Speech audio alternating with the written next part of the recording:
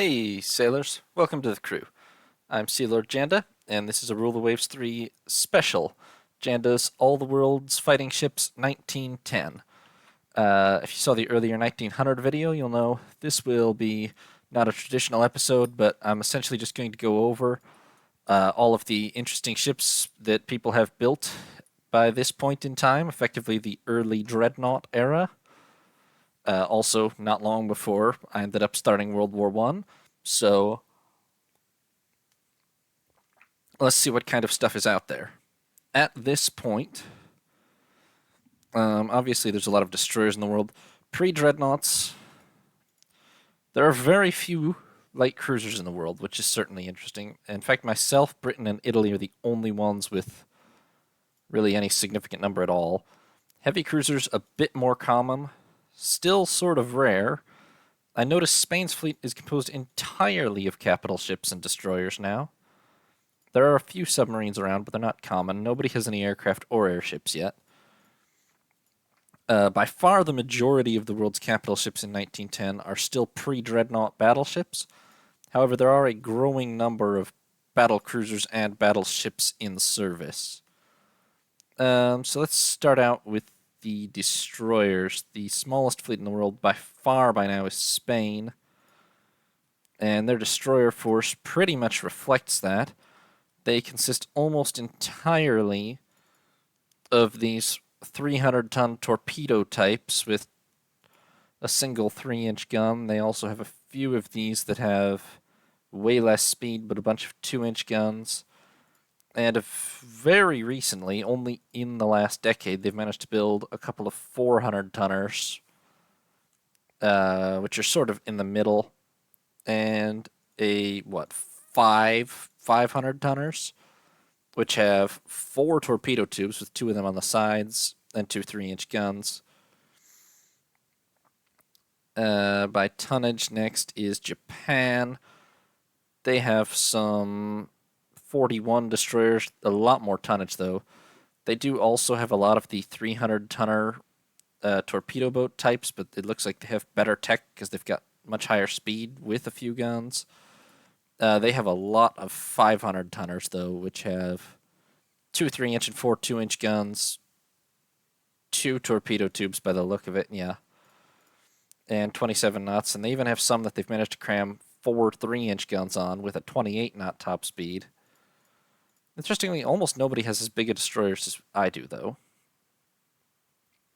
Austria-Hungary has 57 destroyers, which is another big step up. Again, a lot of them are the old 300-ton torpedo boat types. They have a few 400-tonners that are sort of in between, and relatively more 500-tonners than Japan or Austria or Spain. But it's all a pretty standard couple of designs, really. Russia has 69 destroyers, so more again, but not very modern. Again, overwhelmingly still 300-tonners composing the bulk of their fleet, along with what's probably 15 or so of these 500-tonner types, which aren't. They have mostly a mix of the many torpedo tube and the many gun types. Allegedly, these make 30 knots, which is fairly impressive. They do have a couple of these 600-tonners that have 4 3-inch guns and make 30 knots, so those aren't bad. Germany, interestingly, still has less tonnage. Germany has less tonnage than Russia, or than France and Italy. I assume that's because we beat Germany in a war, which probably weakened them. But they have 75 destroyers in service. For them, too, the vast majority are these 300-tonner types. But they do have a few of these 500-ton types. Theirs are a little underarmed. Some of them have only 2 2-inch guns, but 3 torpedo tubes, center-lined, which is different at least. And then some of these 600-tonners with 2 3-inch guns, they're a little on the slow side at 26 knots, though. Then Italy, fascinatingly, has managed to have the world's 4th largest fleet, actually, because of how far the U.S. has gotten. But they have 73 destroyers. As usual, the vast majority are still 300 tonners, even in 1910. Well, actually, probably only about half of theirs are. They have a pretty substantial class of 400 tonners with one 3-inch and four 2-inch guns. Another class of 500 tonners, which are outwardly pretty much the same, but I'm guessing have maybe are less cramped or longer ranged. And then they have some 700 tonners that they've built recently, which have three 4-inch guns and can make 31 knots with two centerline torpedo tubes. So that's quite a dangerous class for gunnery, at least against other destroyers. France is now the third largest fleet in the world, and they have 73 destroyers, of which, again, even more so than for Italy, almost all of theirs are these 300-ton types. However, they do have a decent little flotilla of these 500-tonners, the Spahi Voltigeur Chasseurs, and they have built 5 600-tonners with four 3-inch guns that can make 30 knots recently. The second largest fleet in the world is the U.S. We only have 70 destroyers, which is slightly less than Germany and France, but as you can see, we have significantly more tonnage than anyone but Britain, and that's because we have not yet, as of this date, totally phased out 300-ton destroyers, but we have proportionally quite a lot less. Most of the, I think this is 20 out of our 70, and then another 20 or so are 500-tonners.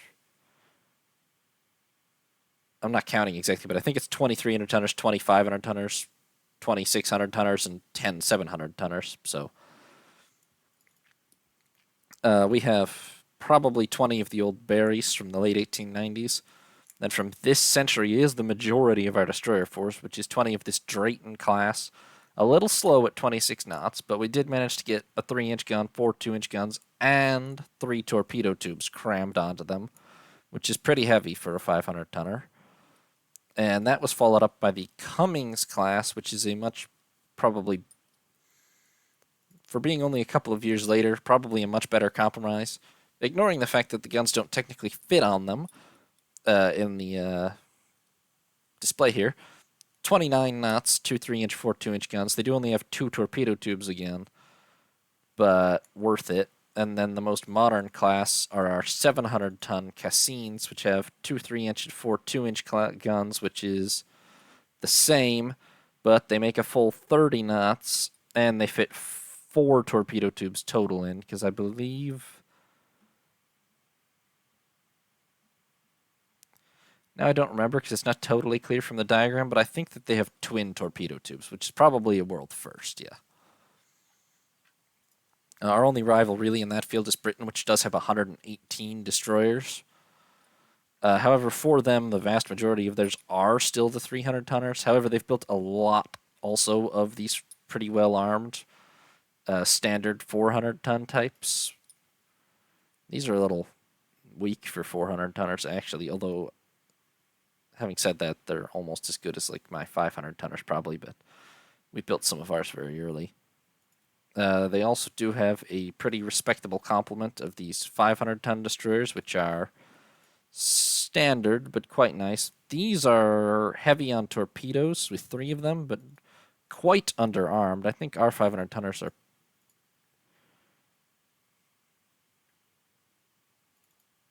Yeah, actually, our 500-tonners are definitely better than that, so it's a little odd that they went for that choice.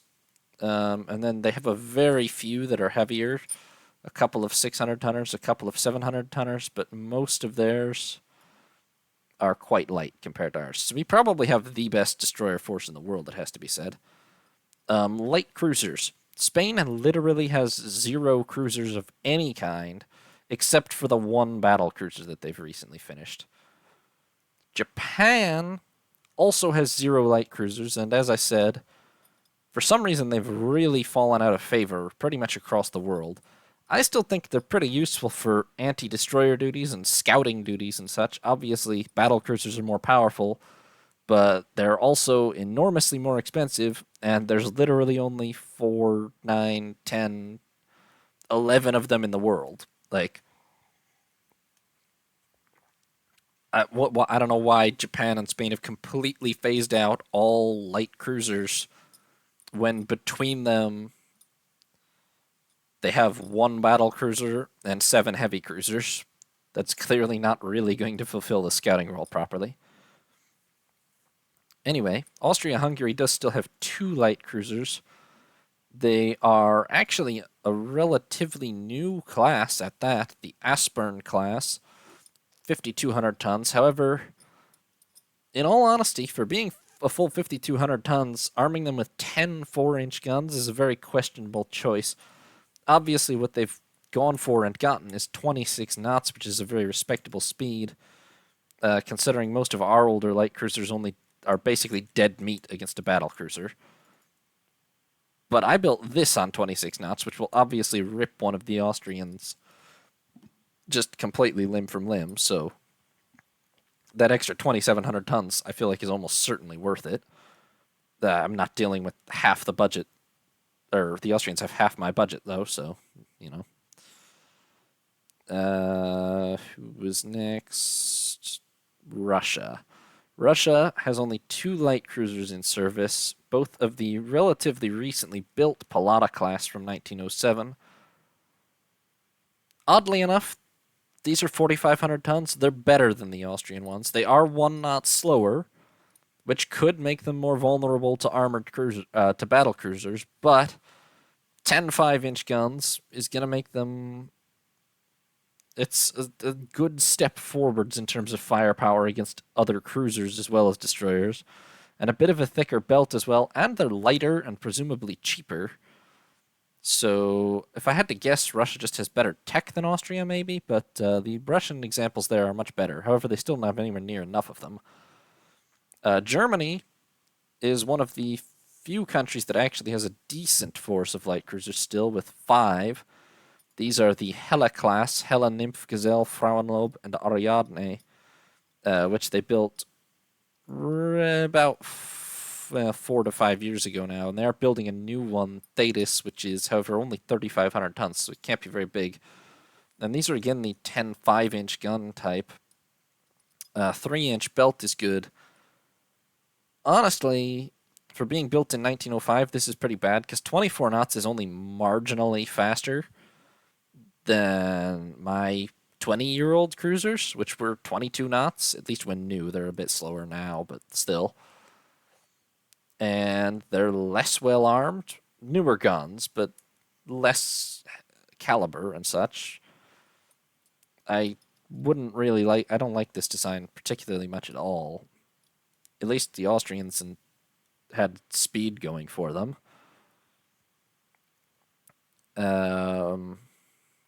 Italy, then, also does have a very respectable light. In fact, Italy has the 3rd largest light cruiser force in the world, with 8 of them still in service, which are 3 Uranias from early in the decade. Now, these are bad. Really bad, actually. 5,300 tons. Apparently only buys you 21 knots and 6 5-inch guns at the turn of the decade for Italy, which is really strange considering at 5,600 tons we have this Chicago class, which is hugely better armed and faster. So unless my intelligence is just wrong, and a decade older, because these were built in, like, this was a pre-gen ship, so unless my intelligence is severely wrong about the capabilities of this Urania class, I have no idea what Italy was thinking here. These are really, really quite poor. And then the rest of them is 5 Lombardias, which are smaller at 4,800 tons, and yet better in pretty much every way. Granted, designed 3 years later, but still, to have the same 6 5-inch guns plus 8 3-inch guns plus 2 more knots of speed, and all it loses is a half-inch of belt armor, which in all honesty, let me check my figures real quick, but 6-inch guns, which are, of course, the standard sort of for light cruisers, they will penetrate 2 inches of armor at out to their maximum range now. So, arguably, really, if you're only going to throw 2 inches on, you had just might as well not bother. It doesn't actually effectively stop much of anything at this point. So, that half inch doesn't really cost Italy anything, and all the other upgrades are clearly worth it. However, all that being said, this is still a pretty poor light cruiser. It's not much faster than older designs, and it's much weaker armed. If I had to build something on a budget, this is much better than the Calabria, than the Uranias, but it's still rather poor.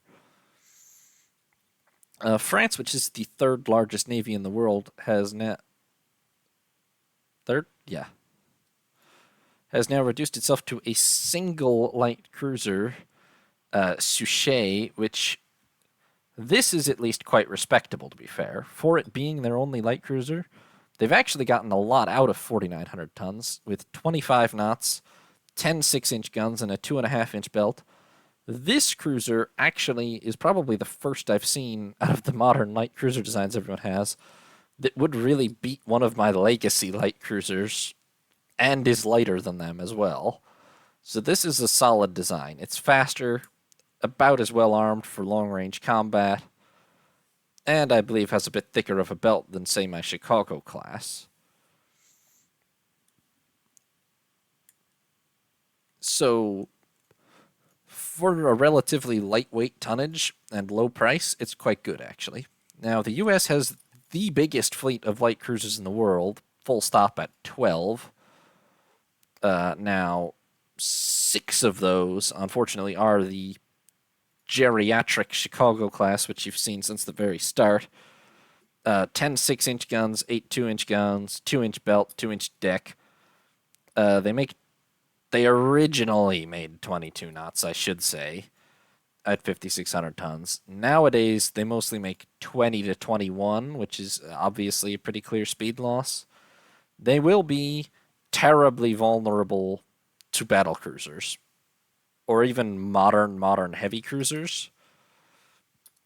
And I will be starting to phase them out within a few years. That's why I've started building the Tacoma class. But I think the AI has really jumped the gun on getting rid of all of their light cruisers before the things that will massacre them in the form of fast, heavy cruisers and battle cruisers arrive. Because there's hardly any of those actually in service yet. And in the meantime, I don't even know what the AI is using for, like, colonial duties and such. I mean, that's where all of my Chicago class are now. It mostly is on foreign station and such. Or just as fleet scouts, which they're still capable of doing, because only my 3 newest dreadnoughts are as fast or faster than them. Most of the fleet is still much slower. So I think the AI has just jumped 5 to even 10 years too early on getting rid of its older light cruisers entirely. They still have a useful working purpose right now. Anyway, my 6 Chicagos were succeeded, finally, after more than 10 years, by the Olympia class, which by comparison has 10 3-inch guns for a secondary armament, ups the belt from 2 to 3 inches, but cuts the deck to 1 inch, and makes the same speed. It's not actually a wildly substantial upgrade for 12 years worth of development. However, the extra secondary armament is definitely helpful against opposing light cruisers, and so is the extra belt armor. As you'll have noticed when I looked at that data a minute ago, 6-inch guns will penetrate 2 inches of belt armor at out to their maximum range, but they can't penetrate more than...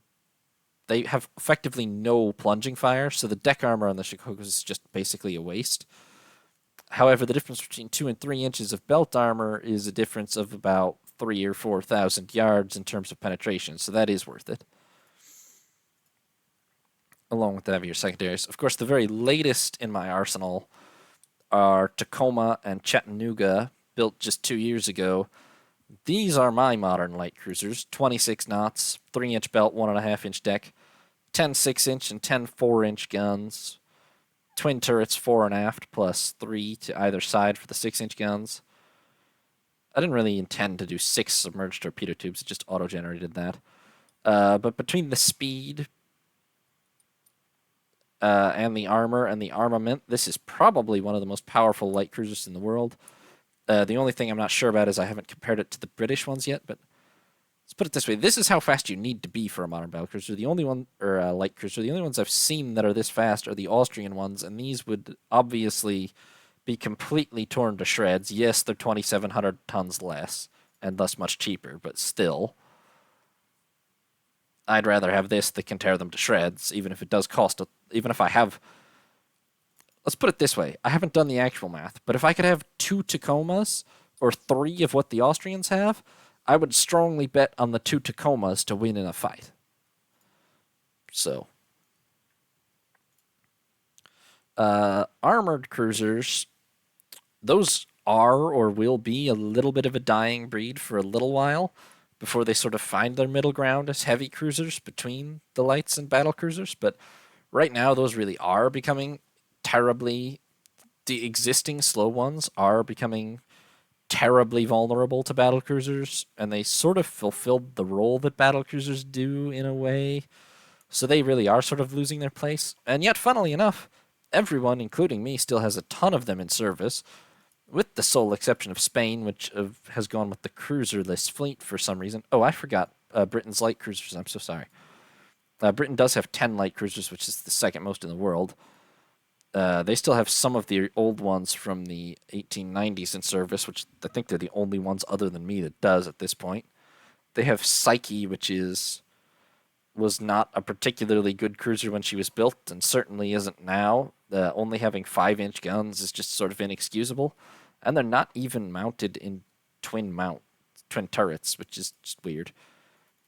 Persian, however, and the highly related Phoebe class, 2 9-inch, 12 6-inch, 16 3-inch guns. These are slow. Persian is apparently faster.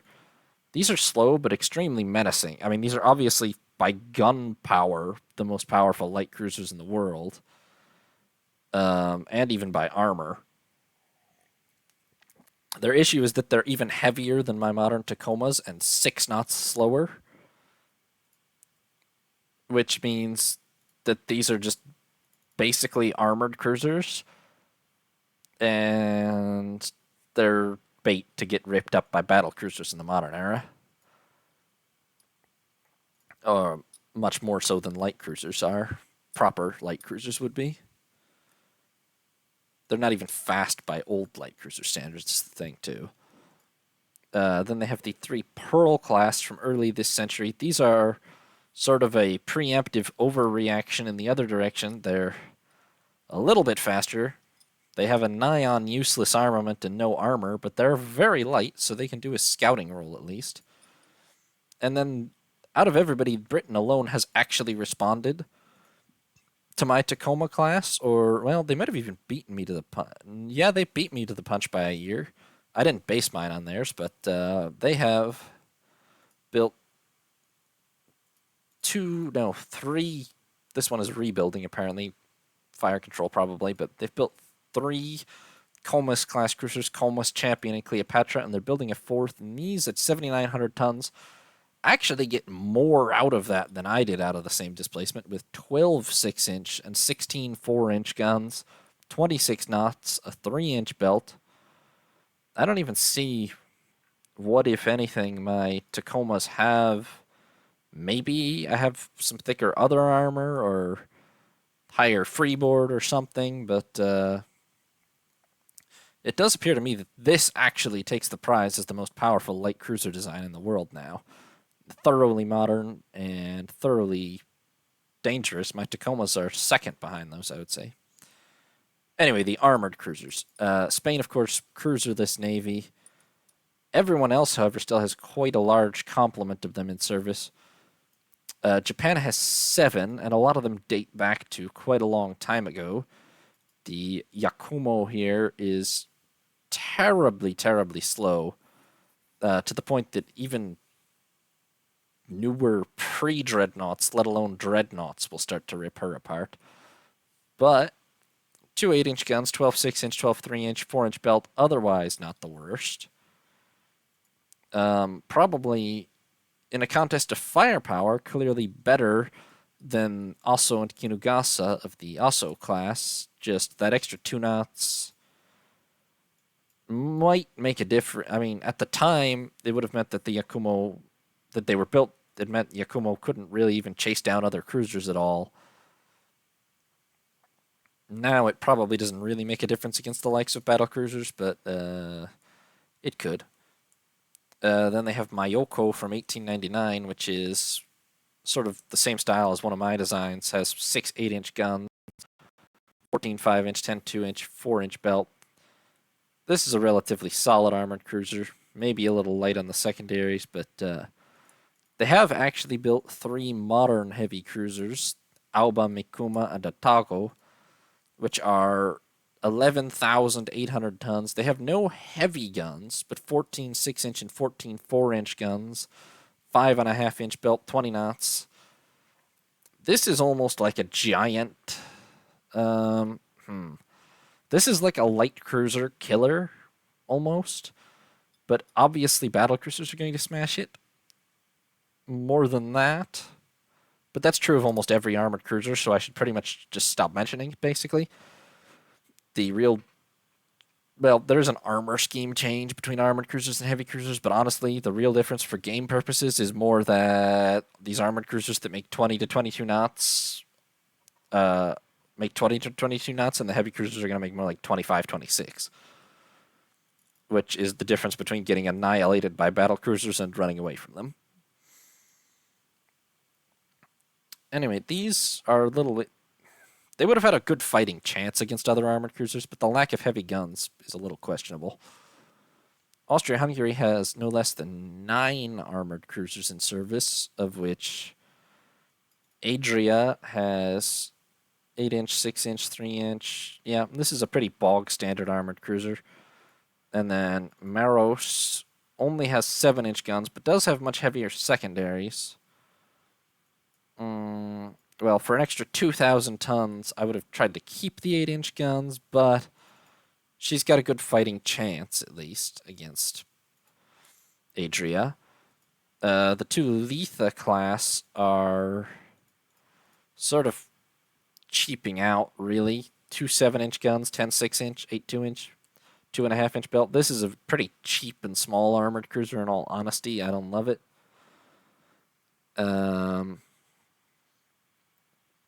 Klagenfurt from 1898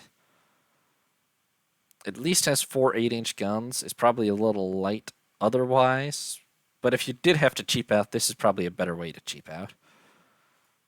Oldenburg and Skeden are their first from this decade, and these have 2 8-inch, 12 6-inch guns, no tertiaries, 5-inch belt, 20 knots. I would really make these twin 8-inch turrets, and it would be a decent armored cruiser. Without them, I think for that tonnage, it's a little questionable. I mean, at much the same, at a very, what were those? 8,400 tons, 1901-02. At just immediately after that date, and only a marginally higher tonnage, I had 6 8-inch, 10 6-inch guns, and a 4.5-inch belt. So, yes, they have even thicker armor and 2 more 6-inch guns, but all those extra 8-inch guns are going to make a significant difference when engaging other decently armored ships. And then the Laybox here. These are sort of a poor compromise intended to react to the fact that guns are getting better, but 2 8-inch and 8 6-inch guns. The problem, of course, is that just means 2 8-inch and 4 6-inch actually firing to each side. And then the fact that this is 9,400 tons and only makes 22 knots still. The 6-inch belt is nice, but okay, this was built in 1905 and it's 9,400 tons.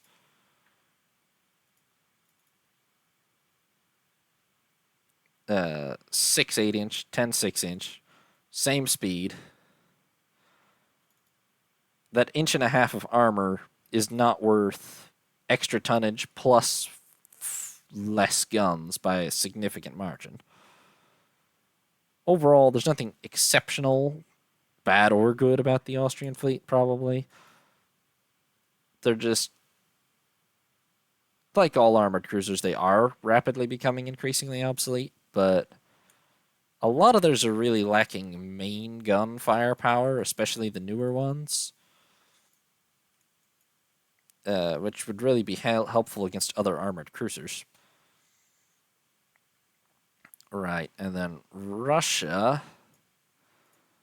Russia actually has the world's largest fleet of armored cruisers with 15. It's pretty much certainly at the cost of their pre-dreadnought fleet, which, as you can see, is smaller than Italy, France, and Germany's by a significant margin, and technically even less than Austria-Hungary's, but much heavier. But yeah, these 15 armored cruisers are really the pride and joy of the Russian fleet pre-dreadnought era. They have one really old Varyag still, which I'm pretty sure we fought at some point. We might have even literally, yeah, we did literally fight this ship in 1898, and it was badly damaged by our Salt Lake City, among others. They keep moving it back and forth between the Baltic and the Mediterranean for some reason or something. Not clear on why they're doing that, but for their time, this was a very solid design. However, it's quite obsolete today. Now, I'm guilty of keeping similarly obsolete ships in service, but yeah, it's not brilliant. 2 8-inch guns. I mean, 4 is very doable now. Plus, at least, you know, plus 8 6-inch. The 20 knots, too. Then the Bogatyr class, which has an extra, what? Basically just has an extra 2 6-inch guns and hardly any other changes. And weighs an extra 700 tons for it, which I'm not even sure is worth it, honestly. Maybe there's other changes under the hood. However, they did follow that with Peresvet and Ryurik, which are... these were bad when they were made, and they're really bad now. 2 7-inch guns, plus 6 5-inch is not... That's basically a weird light cruiser's main armament. It's not an armored cruiser's main armament, and 18 knots means this thing was almost useless against other armored cruisers even when it was built, let alone against modern heavy cruisers or battle cruisers. Those need to be scrapped ASAP. Askold and Kenyagina Olia. These are back to a more standard design with 2 8-inch guns, 8 6-inch, 12 3-inch. They have an extra knot of speed, but a little less armor than the older ones. Considering they're done on a relatively cheap displacement, they're not bad, actually. They're much better than the Peresvets. There's a big difference between 5 and 6-inch guns as far as anti-cruiser capability goes. It's bigger than is even showed in penetration tables, but for instance, 5-inch guns penetrate what? 6-inch guns have more than an extra inch worth of armor penetration, more or less. And I think it's proportionately even more than that in terms of high explosive yield. I believe it's exponential rather than linear or something, or it's logarithmic. I don't. Christ, I don't remember exactly how it goes, but it's not just linear.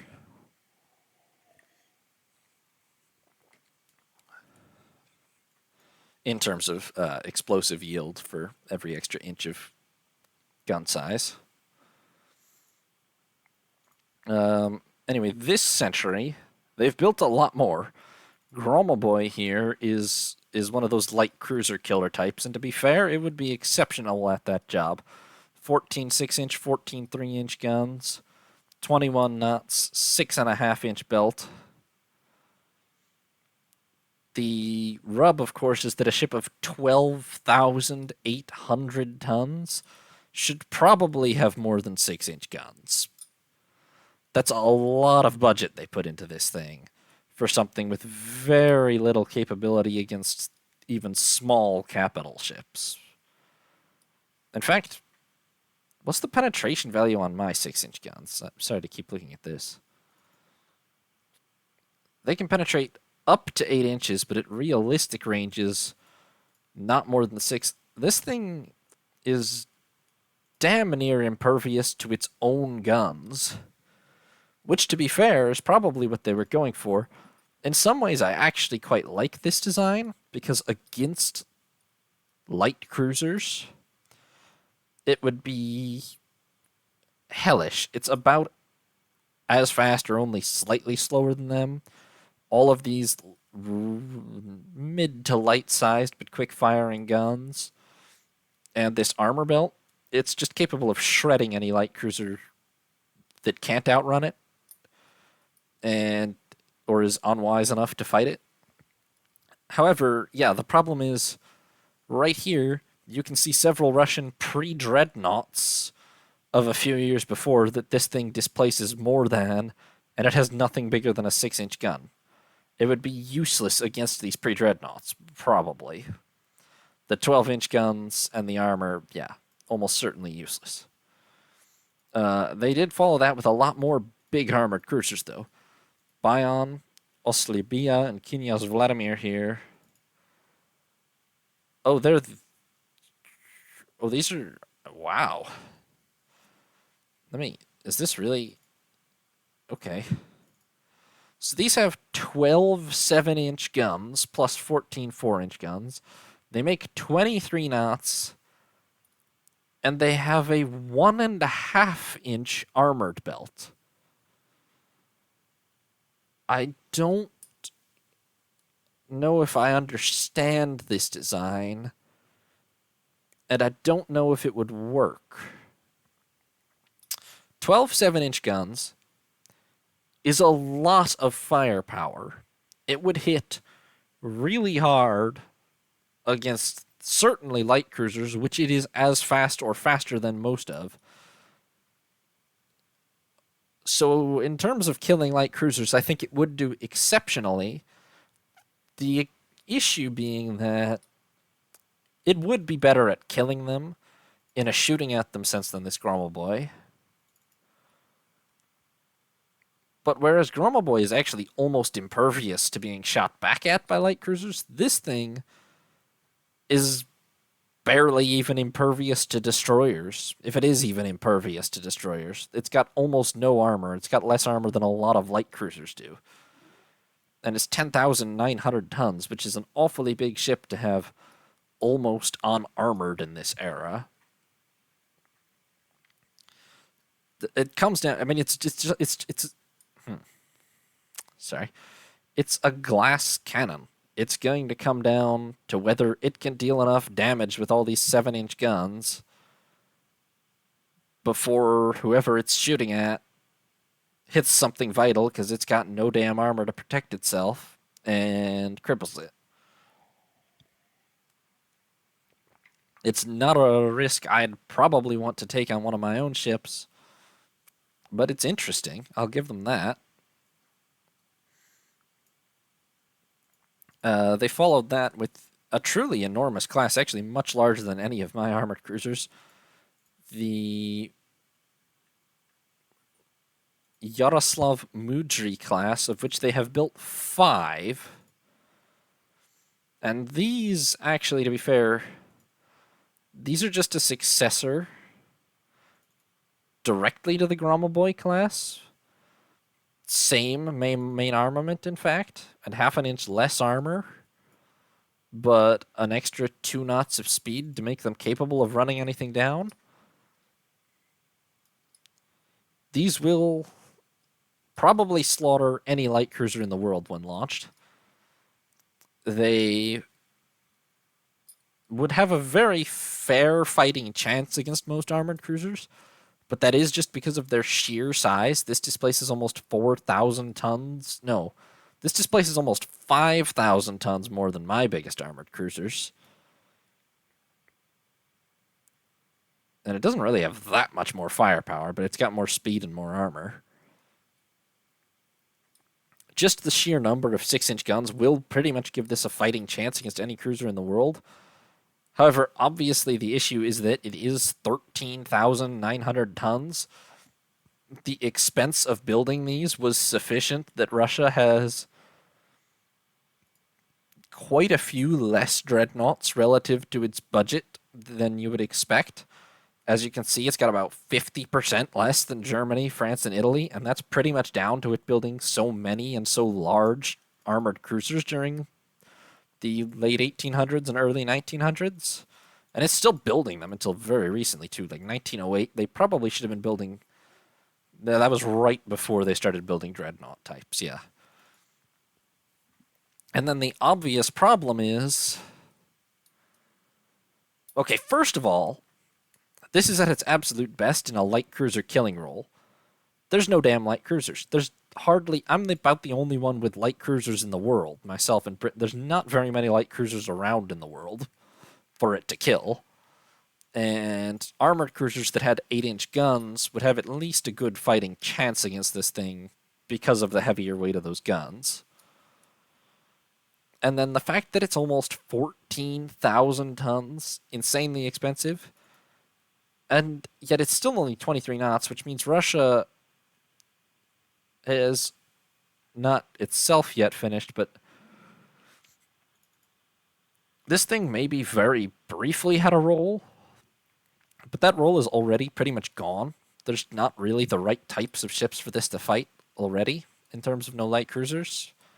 And the armored cruisers are at least a little bit able to fight it. And then the sheer size and expense of this thing, it's just going to be an incredibly juicy target for battle cruisers to chew through. It doesn't have a chance against a battle cruiser. I don't care how many 6-inch guns it's got. Something with 12-inch guns, it's hardly ever even going to get into main gun range before it just gets sunk. So these are interesting, but at this point, building them in 1905 to 08, I'm inclined to just say they're an enormous waste of resources. This is 24, no, 28, 42, 56. This is 70,000 tons of ships that you built right before the Dreadnought era. You probably could have built about 3 battle cruisers for what you spent on these, and would have been much better off if you had. And, I mean, if you couldn't save the money until you could build battle cruisers, you would have probably been better off building a fast light cruiser or something. Because these are just, they're obsolete now. Maybe in March of 1910. Sorry, I forgot to save it January.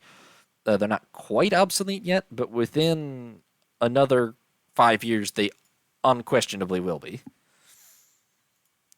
Anyway, Germany. Germany has 9 armored cruisers. They haven't gone quite as crazy with it as Russia has. They have the old 4 members of the Rune class, which are fairly standard and unexceptional mid-1890s light cruisers. Personally, by then, I'm pretty sure I was already pressing for... Yeah, all of mine have at least the 4 8-inch guns, and I really prefer that. To have that heavier... I mean, it's relatively cheap tonnage-wise to have twin turrets and have that extra firepower punch, but... okay. It's not necessarily a... I mean, these are inferior to any of mine, probably, but they're also cheaper and lighter, so I can't criticize them too harshly. They're not bad. Obviously, obsolete now, but not bad for their time. Lubeck, on the other hand, was bad. This is the same as... I forget who had one of these, Japan, but it was bad when it was built, and it's bad now. For this century, they've built Stuttgart, which is really just a minor upgrade of the Rune class. An extra 2-inch gun, 2 6-inch guns, and an extra knot of speed and a half-inch of armor. And no, half an inch less of armor for that extra knot and 2 6-inch guns, which I don't really know if that's worth it or not. It's not terrible either, but it's a little thinly armored for an armored cruiser. Then they've built 3 Stettin class, and these are their these are their latest armored cruisers and their biggest. And to be fair, at 4 8-inch guns, 10 6-inch guns, 5-inch belt, 21 knots, these are a fairly formidable late armored cruiser. Although on the other hand, 4 8-inch, 10 6-inch, 21 knots, 6 8-inch, 10 6-inch, 22 knots, and what, only half an inch less belt? And mine achieved that, yeah. And mine achieved that on 1,700 tons less. So it's not exactly well optimized, really. But it's not garbage. France. France does have the world's second largest armored cruiser force. After... No, oh, I've forgotten Italy. Yeah, Italy. Italy actually has the world's second largest armored cruiser force as well, after only Russia. They have 15 of them.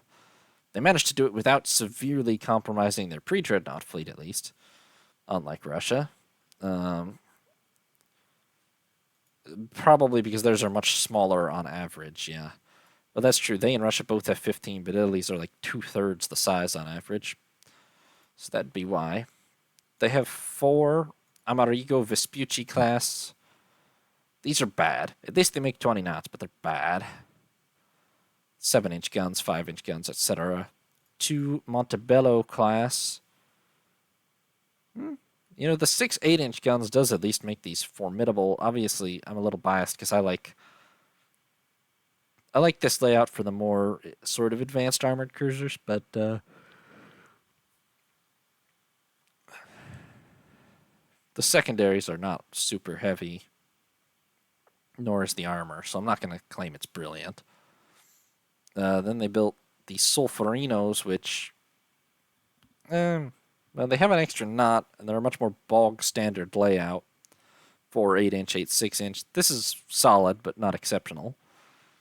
They built Piedmont, which, going back to only 2 guns and thin armor for speed, makes it better for hunting light cruisers, but not better as an armored cruiser, I would say. 2 Volcano class, which are, again, really pretty bog standard armored cruisers. 4 8-inch, 12 6-inch, 20 knots, etc. Most recently, they built the 3 Calabria class, and all truth be told, these are just, again, what is even the difference? An extra half-inch of armor. 12 6, 8 3. Okay, I don't even know what the difference is here, other than the extra half-inch of armor that the Calabrias have. I can't believe that would account for an extra 1,500 tons of displacement, which honestly makes me think something is really flawed about, like, range. I wonder if they've built a lot of these on short range to get them down to the weights they have, potentially. And these aren't. Maybe. But then, honestly, for 9,100 tons, these aren't that impressive compared to, like, my Memphis class or my San Diego class, which was designed slightly earlier, so not too convinced by any of Italy's. They're all fairly average to slightly below average, honestly. Russia's probably aren't actually a good idea, but they're more impressive. France, 3rd largest armored cruiser fleet. They've got 11 of them, and they do clock in closer to Russia's than to Italy's average, probably. That said, they do have 5 out of the 11 are this old Poteau class, which are 2 8-inch guns, 12 6-inch. I mean, these are just unexceptional, probably slightly below average all around. Slightly below average armor, average to slightly below average speed, average armament. Nothing exceptional about them. They followed them with the Conde class, and these have a thinner belt, but at least they managed to get 4 8-inch guns plus a couple extra 6-inch guns. So, I mean, I'd take this over any of the Poteaus for 500 tons extra. The real core of it is the 5 Leon Gambetta class armored cruisers, which they built in this century. And these are 11. Oh, these are not good, though, are they? These are 11,400 tons, and they have a 6.5-inch belt. They make 21 knots, and they are armed with 4 6-inch, 14 5-inch, and 10 4-inch guns. These are almost. They're very much like, in some regards, the Russian Gromoboy type, but just worse in almost every regard, because they don't honestly even have enough or heavy enough guns. They have enough guns at no less than 28 guns, but they're not heavy enough, with almost all of them being 4 or 5-inch, to actually convince me that they would necessarily be that effective against a really good light cruiser. I mean, there's a light cruisers out there with 10 6-inch guns. Would they probably lose to this thing with that amount of armor on it? Yes, because even 6-inch guns really struggle to penetrate a belt like that.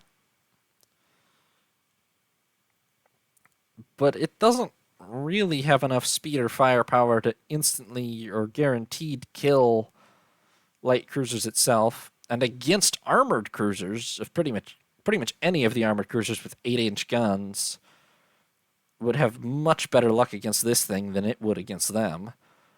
I'm not impressed by this class at all, actually. It is almost like an attempt to do what the Russians did with Gromoboy, which I find the Russian Gromoboy thing a little questionable in itself, but this is just worse. This would not work well at all, I don't think. And the thing is, it's really 11,400 tons of armored cruiser is a big investment. They have right here, this is a pre-dreadnought that displaces less and will have cost much less than that. So this is really a pretty poor waste of money on France's part, I think. Now we have 12 armored cruisers, which is the third largest in the world by displacement and by number. We are very close. I'm pretty sure within another part or two I started phasing out the Pittsburghs, at least a couple of them, but 5 of those are the old Pittsburgh class, not a legacy ship, but from the early 1890s. 4 8-inch, 8 6-inch, and 10 3-inch guns, 4-inch belt, 21 knots.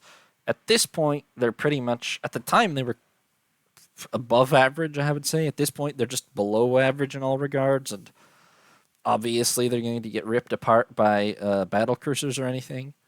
But so are pretty much all of these armored cruisers again, so I should stop mentioning it, really. They're still not terrible. Honestly, against a lot of the designs we've seen, they would hold their own, just by virtue of having the 4 8-inch guns, and 21 knots isn't bad either, although they don't make that anymore. They make 19 to 20 mostly, but that's because they're old, not because of a design flaw. They do need to be moved out of service pretty soon. And in fact, they're probably, they're all already in reserve by this point, so are the Memphises, but they're not useless against other armored cruisers if war were to break out at this moment. Then the 3 Memphis class, Memphis, Salt Lake City, and Charlotte.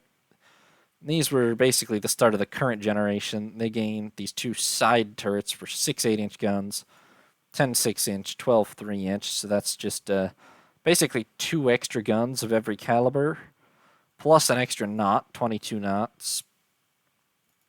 Now, what I didn't do that the AI did was increase my armor, and it leaves them a little thin compared to the modern stuff. On the other hand, it let me keep it down to 9,000 tons, which, for having this much firepower and 22 knots, is not too shabby.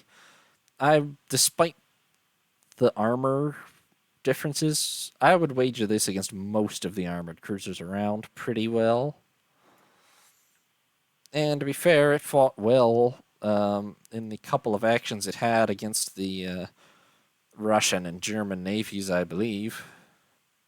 Yeah. And Spanish navies, for that matter. And then my most modern, of course, are the 4 San Diegos: San Diego, Rochester, Brooklyn, and Louisville. These don't differ enormously. They're just a slight modernization. I don't even remember exactly. 2 extra 3-inch guns, half an inch extra of belt armor, and pretty much everything else is the same. This design is basically just taking advantage of the improvement in weight saving and other technologies since 1897 over that 6-year period. So I built a new class that had a couple extra guns, a little bit better armor, and it's just in all ways slightly improved, but no radical change of any sort. And these are much the same as the Memphises, but are just a little bit better, as I said, all around.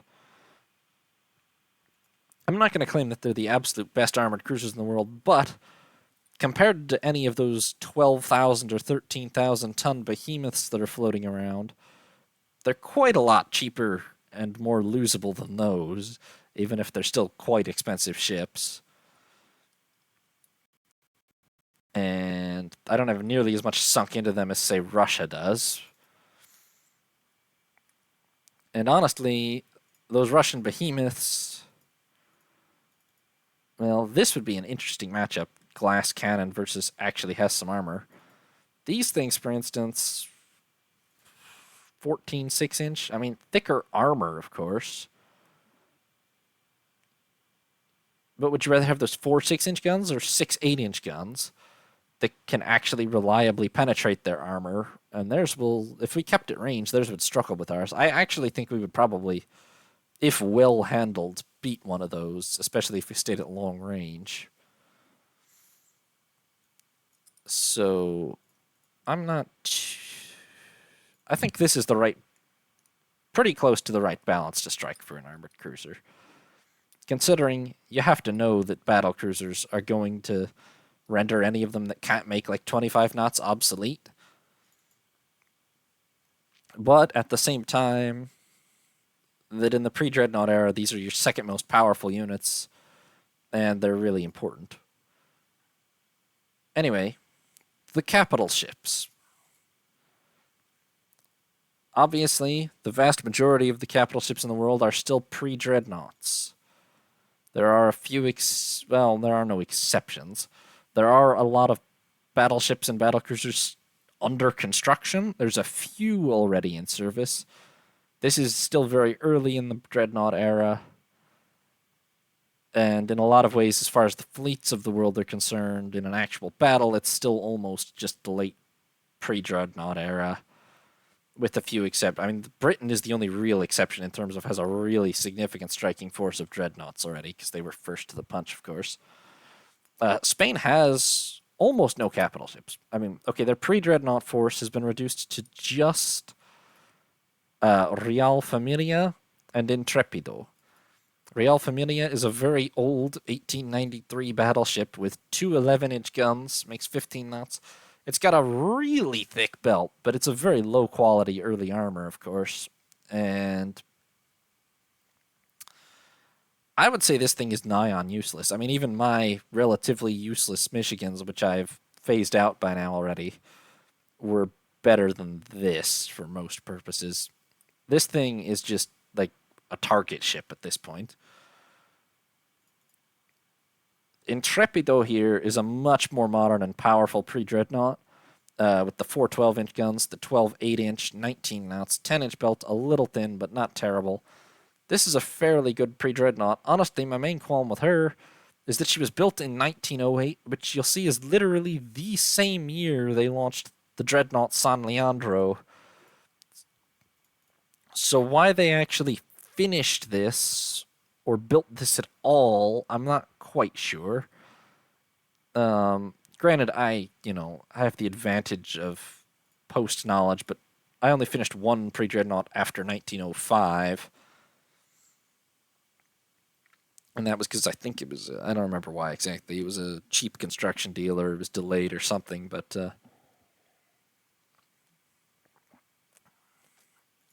Intrepido isn't bad, but she was built much too late, really.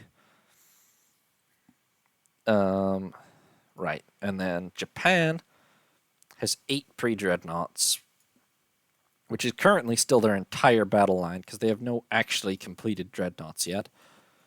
They have Iwami and Asahi of the Shikishima class, Oh, yes, we discussed these before. These are basically battle cruisers, except, well, at 19 knots,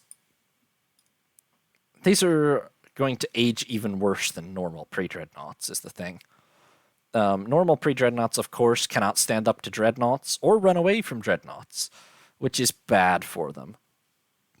But they have enough armor that they're not complete dead meat in a slugging match against most things. These, despite being quite big and expensive pre-dreadnoughts at 15,000 tons, with the 6.5-inch belt and only the four 12-inch guns, 19 knots is not enough. Battle cruisers will eat these for breakfast. Obviously, so will any dreadnought. They're going to be really problematic in this era.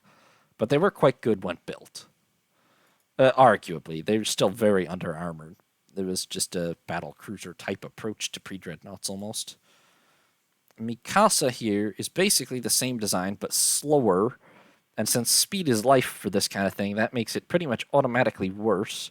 It's also got less guns. It's rather considerably worse for being only 500 tons lighter, honestly. I assume it was a budget design.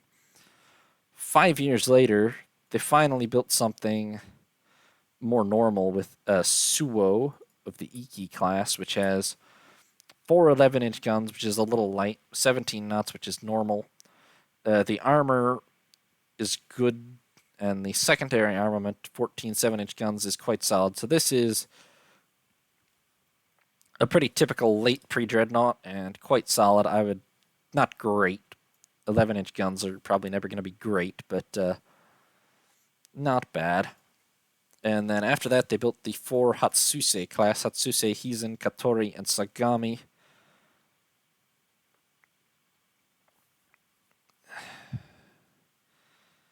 And I'm going to go so far as to say that these are just probably pretty bad.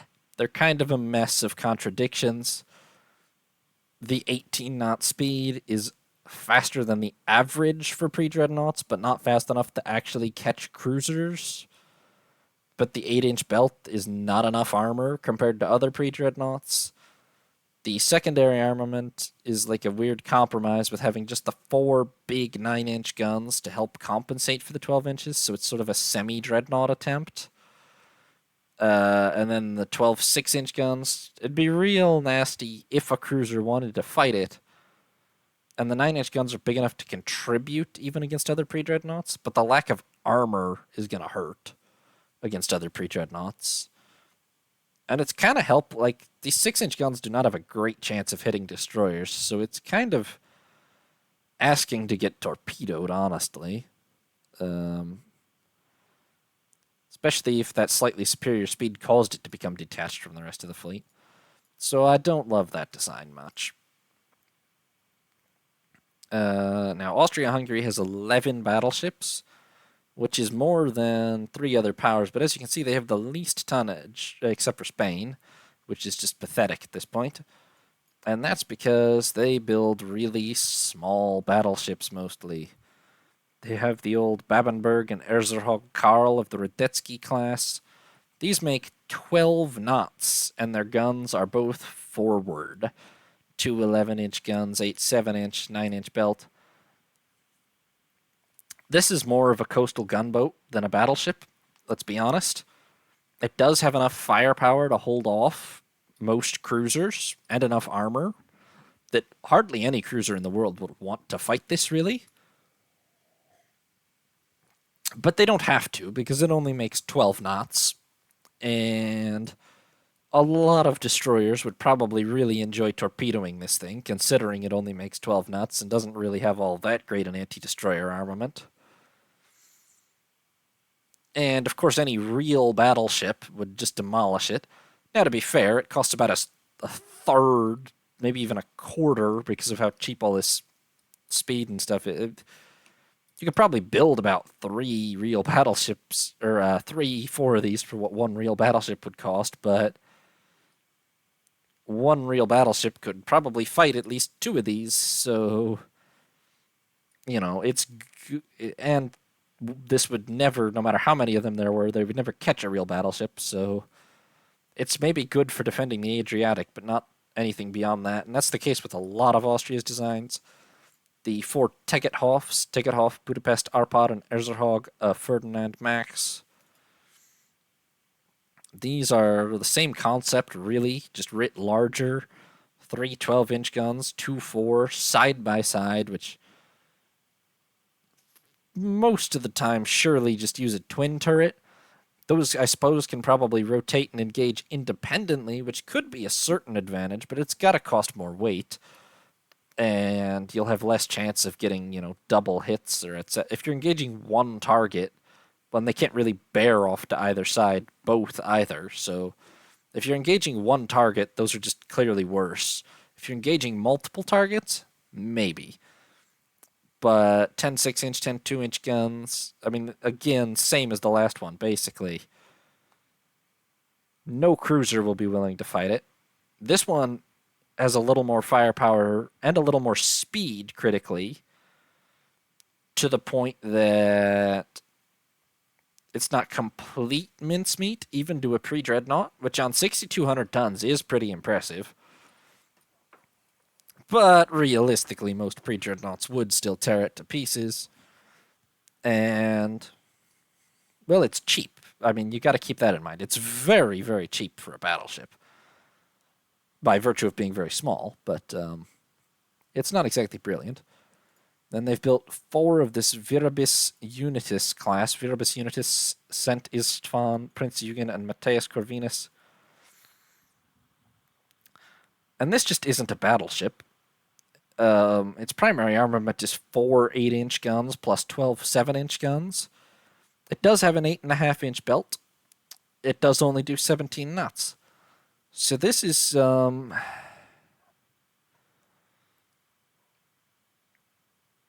in much the same way as the other ones, honestly. This will probably kill any cruiser that wants to fight it. Including, to be fair, some cruisers which are much more expensive than it. And bigger than it. Those Russian cruisers that are 14,000 tons probably would lose to this with its combination of firepower and armor. But this certainly couldn't catch them. And anything it can definitely catch, aka a battleship, will just absolutely destroy it, probably from further out than it can shoot back. So, hard to say the purpose of that. And then they've built this one Ludon, which is basically exactly that same concept, except it's got 9-inch guns instead of 8-inch, but then 6-inch instead of 7-inch. And it's a little faster, but it's still terrible. I mean, these battleships either make no sense or a lot of sense. They make a lot of sense in a certain way if you assume that you're going to be wanting to deny the Adriatic to commerce raiders, and maybe to the odd Italian pre-dreadnought that with massed numbers you can maybe see off. However, if you ever intend to go remotely near an open body of water or an actual fleet of even pre-dreadnought battleships, they're just going to get destroyed. So, for the budget that Austria-Hungary has, I'm still not entirely convinced they're actually a better idea than just building. I mean, their budget isn't that much worse than Italy's. If they had built, in all honesty, yeah, they've only gotten about half the tonnage out compared to, like, they've gotten less than half is the thing, and they have more than half the budget. If they had just built 10 pre-dreadnoughts, normal pre-dreadnoughts, which you would kind of think they would have the budget for, although their tech is worse, but you would kind of think they'd have the budget for, even if they'd only built 8 normal pre-dreadnoughts instead of 11 weird things, I think that surely probably would have availed them better. I can't. This menagerie is really not that great, I don't think. Who's next? Russia. Russia has 10 pre-dreadnoughts, which is quite a limited force for its size. We talked about that's because they've put so much money into armored cruisers. But what they do have for pre-dreadnoughts, Gangut, Petropavlos, Pavlovsk and Imperator Alexander III of the three Sviatelia class. These have six 12-inch guns in a dumb layout. 10 6-inch, 10 2-inch, 12-inch belt, 15 knots. Okay, the secondary armament belt, even the speed, not that bad for their era. The gun layout, as with the Austrian ones, maybe if you're engaging multiple targets, but against a normal, you're fighting one side of the ship at a time type scenario, radically poor. Like, just incredibly inefficient. And I assume these are pretty much the same. Yeah, the Imperatricia Maria class, which is their next three, are honestly identical in every regard as far as I can see. And so everything applies the same, and I really don't see any difference, not even displacement. They seem exactly the same. And then their most modern four are the Knyaz Potemkin class. And these are much more standard, but just sort of generally lightweight pre-dreadnoughts, you might say. 4 12-inch guns in normal turret configuration. However, 8 7-inch and 4 5-inch is an awfully light secondary armament. 8 7-inch isn't actually too bad, but it's not brilliant. 17 knots isn't bad. 12-inch belt is good. This isn't a bad design, it's just not great either. I'd call it average. Maybe slightly below, but it's probably really average compared to what everybody else has built AI-wise. Germany has 15 pre-dreadnoughts, which is actually, well, it's a good number, but they're relatively light, which is kind of what you expect from Germany. They have one of these old Schwaben classes, Braunschweig. Now this is, we went over this before, this is useless. 4 9-inch guns, yes, it's faster than average, but 4 9-inch guns, that's too small. That's not enough for a battleship. It can probably penetrate its own armor. I'm not actually sure it can really penetrate. Let's keep in mind these are older 9-inch guns than what my modern ones would be, but yeah. Even at point-blank range, 9-inch guns have trouble penetrating battleship-grade armor, so why build it with them? 11-inch at the minimum for battleships, surely. And they did follow up with the 5 Hessen class, Lothringen, Pommern, Deutschland, Hanover, and Schlesien, which, underarmed probably with 4 11-inch guns, but not terribly. 16 knots and 12-inch belt, both good. Overall, these are lightweight, cheap, but they've probably, the compromise is relatively speaking their armament, but not in a terrible way. These are pretty decent. And they followed those with 6 Schleswig-Holstein classes. Unfortunately, these went back to compromising too much for the sake of weight. 4 10-inch guns is really not, that's going to be a significantly less firepower than 4 12-inch guns. And then 10 6-inch is probably what I would do, but not necessarily even better than 8 7-inch. Plus, it's got less armor and all that for maybe an extra knot of speed, which doesn't even really make sense to try to force into a pre-dreadnought. Not convinced by this design change at all. I think these are clearly worse than the Hessens. And then the most modern class of 3, built entirely this century, Helgoland, Ostfriesland, and Kaiser. And these are really pretty questionable, especially for how big they are. At 14,800 tons, they're not light ships. Most of mine are heavier, but not by much. Like my Arizona class is 200 tons heavier. And 411, 12.7, 10.3. What's an Arizona have? 12.7, 16.3? So, yeah, an Arizona on 200 more tons is just superior in pretty much every way. Heavier armament, faster, and better armored. Maybe their tech is very advanced though, so I can't imagine. This seems like a very compromised design for the fact that it's 14,800 tons. 14 knots is very slow, so and compared to their own, it's not like 14 knots is their standard speed either. So it's going to struggle to keep up with any of their other pre-dreadnoughts. Firepower is still below average, even if it's not terrible. And armor is not that great either, which is supposed to be Germany's trademark. So I'm not too impressed with Germany. Honestly, I think the Hessens are probably the best out of the lot for Germany's pre-dreadnought fleet.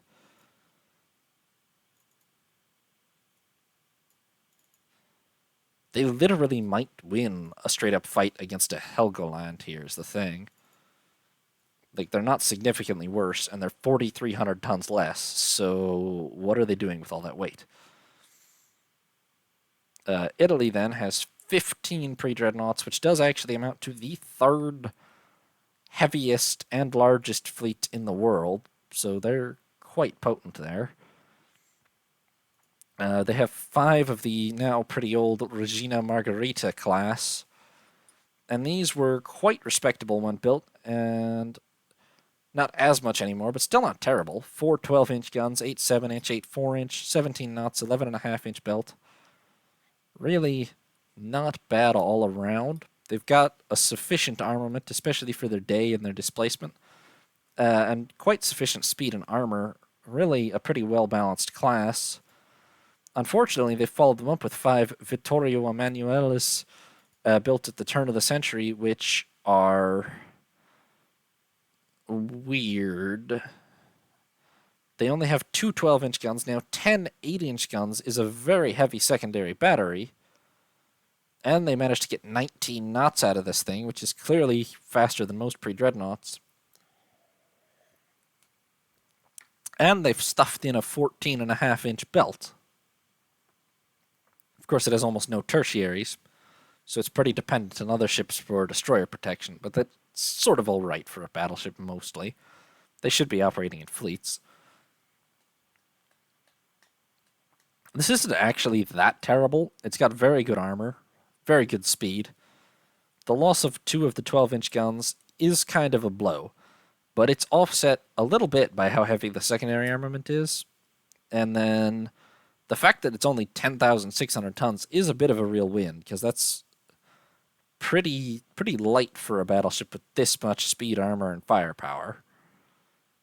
So in all honesty, it's not that bad, but I really would have personally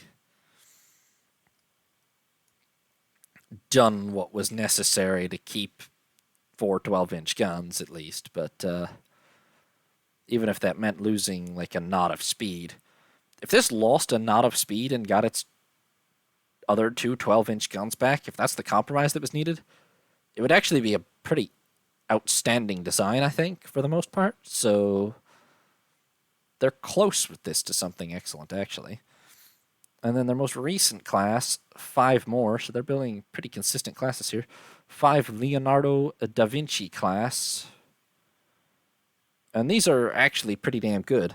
4 12-inch guns, 12 8-inch guns, so not quite a semi-dreadnought, but very heavy late pre-dreadnought type secondary battery. 12 5-inch, 19 knots, quite quick for a pre-dreadnought. The only thing letting it down is that it's only got a 10-inch belt, which isn't spectacular at all, but it's not a crippling weakness. I mean, for being 16,500 tons,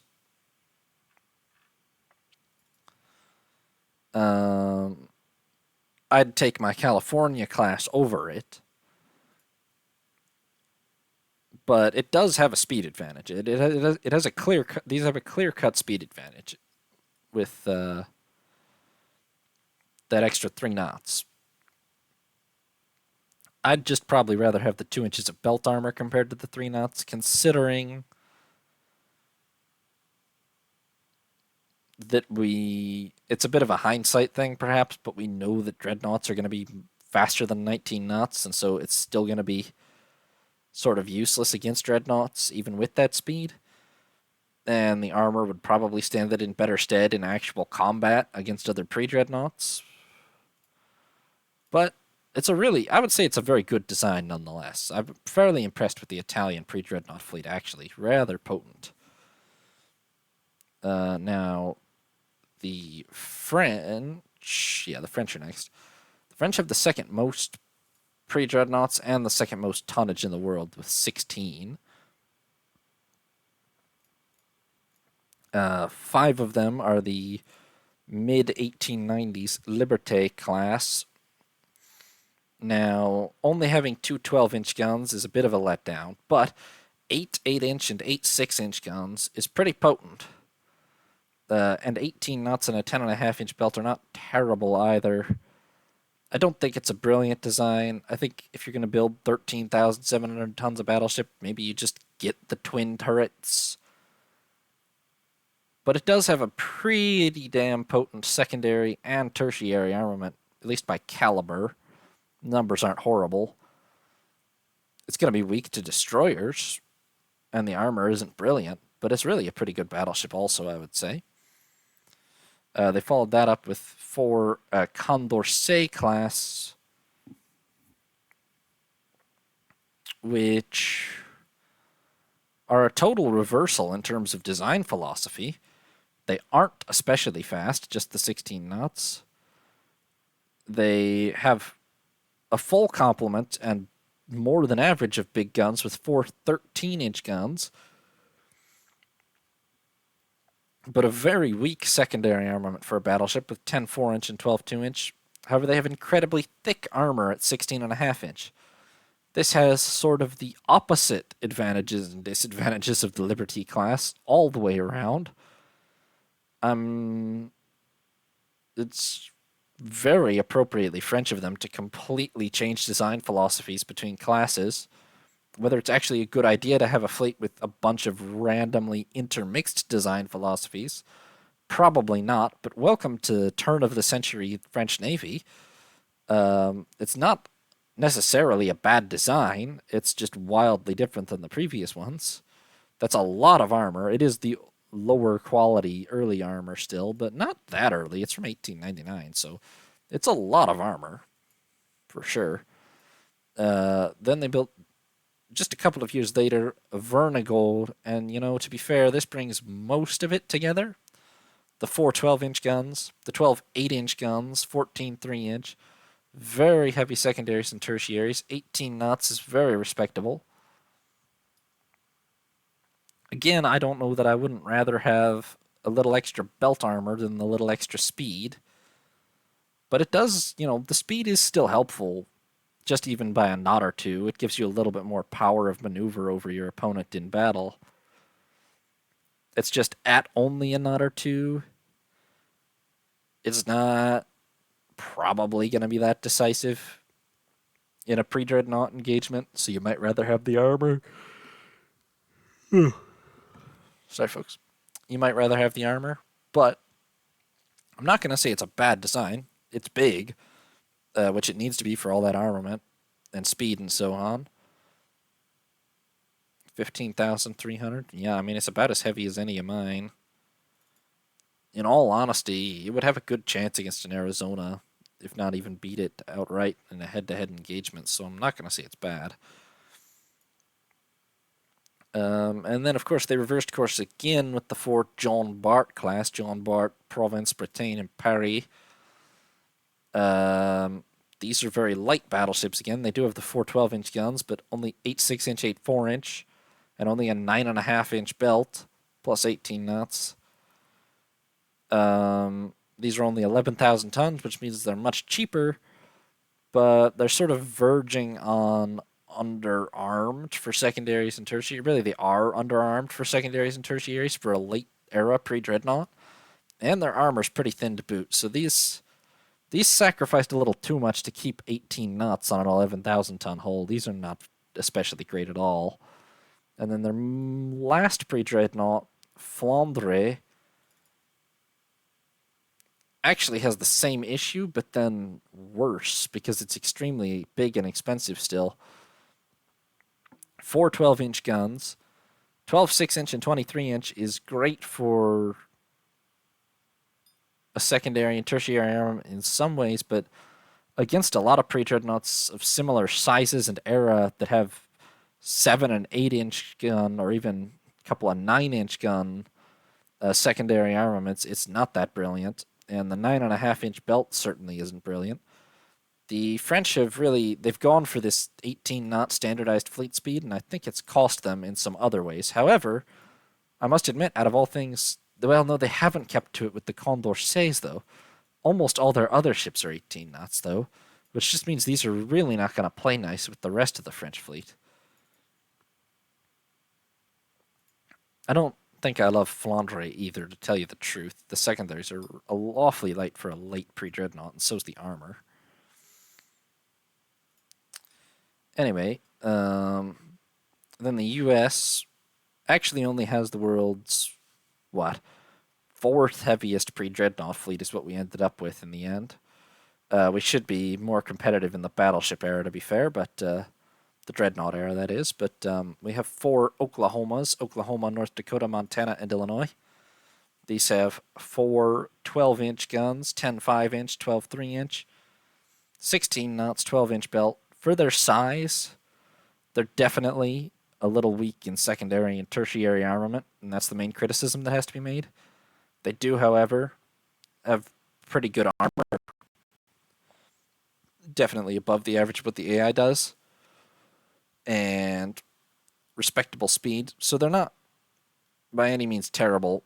In a line engagement between pre-dreadnoughts at a pretty good range, they would lose to late era ones, but against early era ones, they're perfectly competitive, I would say. They are a little heavy. They're not a spectacular design, but they're definitely a very solid pre-dreadnought design.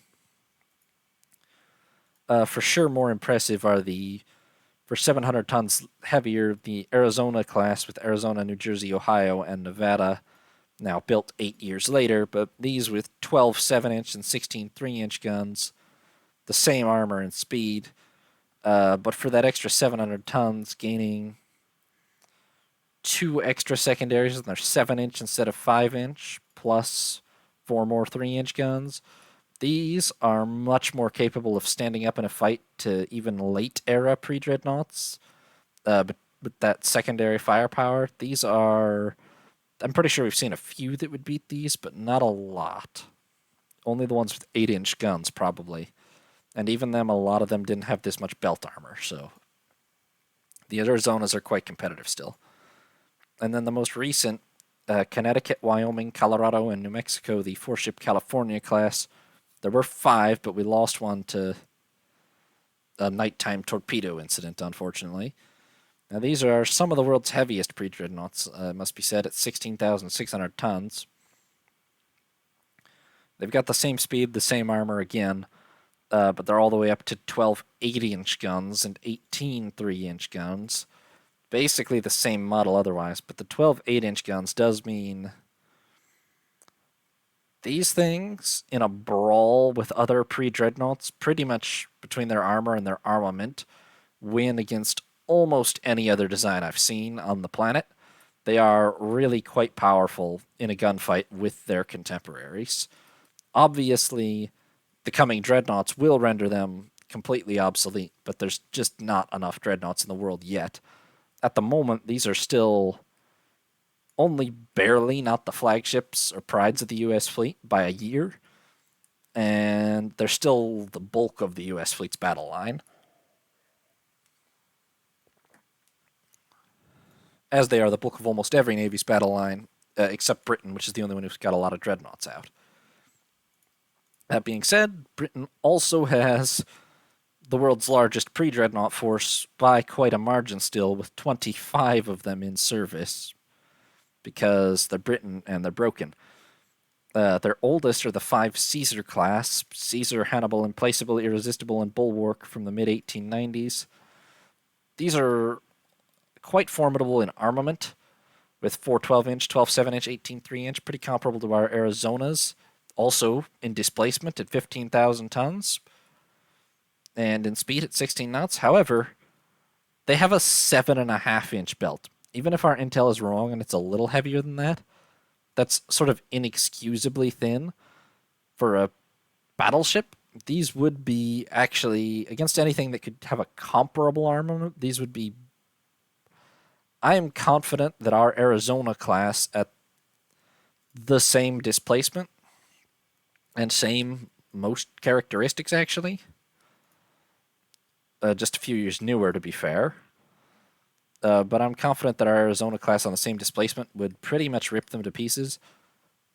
Despite the lighter secondaries, I think their armor is so light that even our Oklahomas would have a good chance against them. They followed that up with 6 Venerable class. Venerable Dreadnought, which is why there's not Dreadnoughts in this world. There's Empress of India's. Queen, Prince of Wales, Goliath, and Albion. These are weird, and they're not good. They have 3 13-inch guns, 2 fore and 1 aft. Why? I don't know. That is how they're oriented, right? Yeah, I think so. 2 fore and 1 aft, 4 7-inch and 10 2-inch, which is neither a good secondary nor a good tertiary armament. Only a 10-inch belt. They do make 18 knots, and they're only 11,000 tons. But these are very questionable against almost any other pre-dreadnought out there, except for like some of the really weird and small Austrian ones and such. Not at all impressed by these 6. Now, at the turn of the century, they built the 4 Glories: Glory, Ocean, Canopus, and Cornwallis. These have 4 13-inch guns and 10 7-inch guns, which is a good deal of firepower, and they still make 16 knots, which is perfectly respectable. However, that 8.5-inch belt is really their undoing again. Although they have the big 13-inch guns, I feel confident, honestly, that my Arizonas would beat these in a head-to-head fight, because 8.5 inches is just not enough armor for a battleship, really. It's not. And most of the AI has more armor than that on their battleships. They built a one-off design, Vengeance, which is... Okay, it has a 6-inch armor belt, which is basically what a lot of modern armored cruisers have, so that's all you really need to know about that. It does make 18 knots. It's got 4 12-inch, 12 6-inch, 12 3-inch. For 13,500 tons, this is not enough ship, really. Like, it's not even close to... It's made a lot of compromises to get to 18 knots, I would have to assume, including just way too much armor. That 2 knots is not even close to worth some of these other compromises. Then they built Montague, Russell, and Albemarle, which are the 3 Montague class. These are much more sensible. 4 12-inch, 14 7-inch, 14 3-inch, 17 knots, 10.5-inch belt. These are actually the first class I would say are close to my modern Arizona or California classes. However, you'll notice they're heavier than the Arizona class. They do have an extra 2 7-inch guns and an extra knot of speed, but an 1.5 inches less of belt armor. So in reality, I think it would be pretty close between one of these and Arizona in a battle. Which makes sense, as they're from almost the same era and have similar displacements, but I value my armor more than the AI, clearly, overall. I think you've probably seen that, but I think that tends to be borne out by the results of the battles that I fight with the AI. My ships definitely absorb more damage on average, I think. And this is not a bad design by any means. But a lot of their previous designs were with these much really thin belts. Then they built 6 Exmouth class. Exmouth, Duncan, Lord Nelson, Triumph, Swiftshire. Oh, wait. Sorry, they built 7 Exmouth class and Agamemnon. And these have 4 12-inch guns, 10 8-inch guns, 16 3-inch guns, 18 knots, and a 9.5-inch belt. Now, obviously, a very potent secondary armament of 8-inch guns, plus very respectable tertiaries. And it makes 18 knots, which is what a lot of the late-era dreadnoughts seem to be going with. Again, however, the compromise is only a 9.5-inch belt, which just really isn't great for a battleship. I wouldn't say this is a terrible design either, but I would say the 9.5-inch belt stops it from being really great, in all honesty. It's got a lot of firepower, though, and a good amount of speed. That's actually their last pre-dreadnought class, though, and it's not... I'm not personally even absolutely convinced that it would beat an Arizona. I am, however, pretty much certain that with 412 10-8, it would be hands down beaten by a California. And yes, a California displaces more than that. They have enormous budget. I don't. It's bigger than mine still by quite a margin. So I don't really, they don't have any excuse for building smaller battleships. I don't. Yeah. California has a heavier armament and a heavier armor belt. It's just a bit slower. I don't think that pushing pre-dreadnoughts to 18 knots is worth the compromises most of the AI are making in terms of armor and such, in all honesty. I could be wrong, but I don't think results have suggested that I'm wrong. And so that finally takes us to the Dreadnought Age. Now, it's 1910. The Dreadnought Age isn't actually going to take very long because there's not a whole lot of dreadnoughts in existence yet. Historically, there weren't either. I'm pretty sure by 1910 there were probably only about... I'd have to check. My guess is honestly that there were less than 20 dreadnoughts in the world in 1910, actually in commission. I mean, Dreadnought herself was only finished in 1906, and it took a little while, despite Britain's best efforts, to follow up on that.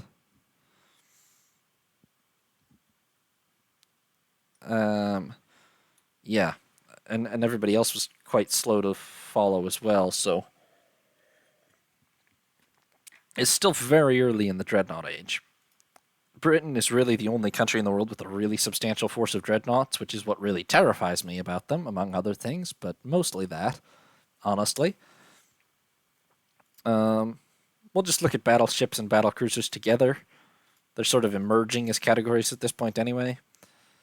Spain has managed to build one battlecruiser and one battleship, which, to be fair, for how small its budget is, puts it ahead of the likes of Italy and Japan, and frankly, it's not even far behind us in terms of stuff actually in commission. So they've done a decent job in terms of actually getting stuff out very early in the era. Their battle cruiser is Reina Cristina. And okay, she immediately has a terrible flaw, which is that... Okay, let's go over this. The 4 12-inch guns, 14, 6, 12, 3, the 6-inch belt, even the displacement, honestly, 17,500 tons, all pretty standard for battlecruisers. The 22 knots, however, if accurate, and it could be off by a knot or two, even if it's 23 knots, cripplingly slow for a battlecruiser, right? My early battlecruisers, which are not good, in all honesty, but wait, did I just claim that? Okay, I'll come right back to that because I just claimed something outrageous also. But my early battlecruisers, which are not brilliant by any means, but they make 24 knots, and that's about the bare minimum, honestly. 25, 26 is better. Even 27 for the second generation. Okay. Aside from the fact that 22 knots is cripplingly slow and will mean that they're barely faster than dreadnoughts, and just outright not faster than a lot of the older cruisers that they're supposed to be chasing down. For some reason, I just accepted the 4 12-inch guns on face value, probably because I've just been staring at too many pre-dreadnoughts. But this is actually just literally not a dreadnought. They've managed to get it classed as a battlecruiser because it's freaking enormous, and it's got 12-inch guns. But it's only got 4 of them, which by definition means that what this actually is a lightly armored pre-dreadnought with turbine engines on it, probably. It's not fast enough to be a real battlecruiser. It actually doesn't have enough armament to be either a battleship or a battlecruiser of the Dreadnought era. And its armor is very thin, so this is, although they got it out early, and respect for that, obviously with they have backwards tech, right? Yeah, they're one of the two worst countries in the world for tech. Obviously, in order to get a battlecruiser commissioned in 1908, they did not have the tech to actually do it, and the result is this abomination, which, to be fair, is probably still fast enough to catch most of the armored cruisers in the world, and heavily armed and armored enough to then sink them. But it's basically just a very large armored cruiser and a very expensive armored cruiser. It's not actually a battle cruiser. And any real battle cruiser, which it is close to in weight, will and cost, will rip it just completely to pieces with ease. So this is not a good design. Their battleship is San Leandro, probably built in Germany, and they're building another one of it in Germany. They do have two more battleships laid down, which is somewhat promising, but their battleship, San Leandro, is interesting. It's not as horribly flawed as Reina Cristina, probably. It's an actual dreadnought. It is. It's got 12 11-inch guns in a total of 6 twin turrets, not all centerline, but it does have an 8-gun broadside with, interestingly, they haven't gone for a cross-deck fire approach. They've gone for 2 wing turrets per side. They also clearly don't have 3 centerline turrets, apparently. So they've built a dreadnought with only 2 centerline turrets and 4 wing turrets, which the main problem with that, realistically, is that it's much heavier and more expensive than it should have to be to get that much firepower, right? Objectively, it might even be better than 4 centerline turrets in some ways. You can engage targets on multiple sides, but there's a big weight expense to those extra 2 turrets, which is, honestly, it's secondary and tertiary armament, not that bad. It's speed, well, it's armor, not that bad either. Where it's particularly reflected, its speed, 17 knots, is really pre-dreadnought instead of dreadnought speed. I think because of its armament and armor and such, I'll let it off on being a dreadnought, but its speed is not really good enough. It's going to struggle to keep up with any dreadnought of the modern age. If somebody cares to fight it, it might be pretty decent at it, but it's going to struggle to keep up with any modern dreadnought. And it's really fairly heavy. I mean, it's actually 500 tons heavier than my first dreadnought, which, granted, does have less guns, but is also a full 4 knots faster and could easily run away from it. So this is probably about the best Spain could do, given the fact that I think it only has 2 centerline turrets still. But it's obviously made significant compromises on weight and on speed in order to get this armament and armor. Then we have Austria. No, we have Japan. Japan has not entered the dreadnought age. Well, it's working on it, all right, but it hasn't yet. Japan at this moment has Kashima, Satsuma, and Kawachi, 3 dreadnought battleships of over 20,000 tons each, laid down in the docks, but none of them are yet finished, and I don't know enough about them to give any report on them yet. They'll probably still be around for the 1920 report, though, so maybe we'll see them then. Austria-Hungary has entered the dreadnought age. They have 2 battle cruisers, Kärnten and Tyrol, building, and they have 2 dreadnought battleships, Monarch and Kronprinz Erzherzog Rudolf, finished. Now, these have almost all of the same issues that the Spanish ones had, except maybe even worse. To be fair, the 12 12-inch guns are better than 12 11-inch guns, and it's actually 1,100 tons lighter than the Spanish one. However, they've clearly got the same issue of not actually having 3 centerline turrets, so they've built 2 centerline plus 4 wing turrets total, and in order to make it work, they've made some really big compromises, such as 12 5-inch and 12 3-inch guns for secondaries, which isn't horribly abysmal, but is definitely going to be below average. And the 10.5-inch belt, not great. Not horribly abysmal again, but not great. And the 16 knots, which is the standard pre-dreadnought speed. So this is, again, to be fair, could sort of be excused by the usual Austrian eccentricities. Again, this is a ship that's going to really be very significant. And the thing is, a lot of the modern dreadnoughts are going to be 5 knots plus faster than this thing, which means they're going to have a really significant advantage in maneuverability over it, which will come into play in any battle that it takes part in. That said, it's got a good deal of firepower, but it's definitely pretty compromised. I wouldn't want to build it myself. I guess if I didn't have 3 centerline turrets, then maybe I would. Who's next? Russia, right? Russia has entered the dreadnought era just about. They have no less than the battle cruisers Navarine and Ismail of 19,700 tons are building. They have completed 2 Johann Zlatoust class battleships, and they're building 3 more. So far, they have Johann Zlatoust and Cesarevich completed. And it's again one of these really wing turret designs where they have 12 11-inch guns, 14 6-inch, 12 3-inch, 19 knots, 9.5-inch belt. It's very, very similar to the Spanish design, obviously. I think it is faster. It's faster than most of these have been at 19 knots, probably because Russia is at least a little bit less backwards than Spain and Austria-Hungary are. However, the 9.5-inch belt is awfully thin. The secondaries and tertiaries are good, to be fair. And the speed is better.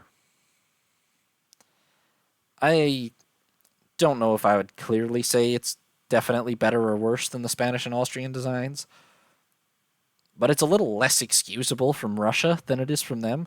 You kind of expect Spain and Austria, not that you expect Russia to exactly be a great naval power, but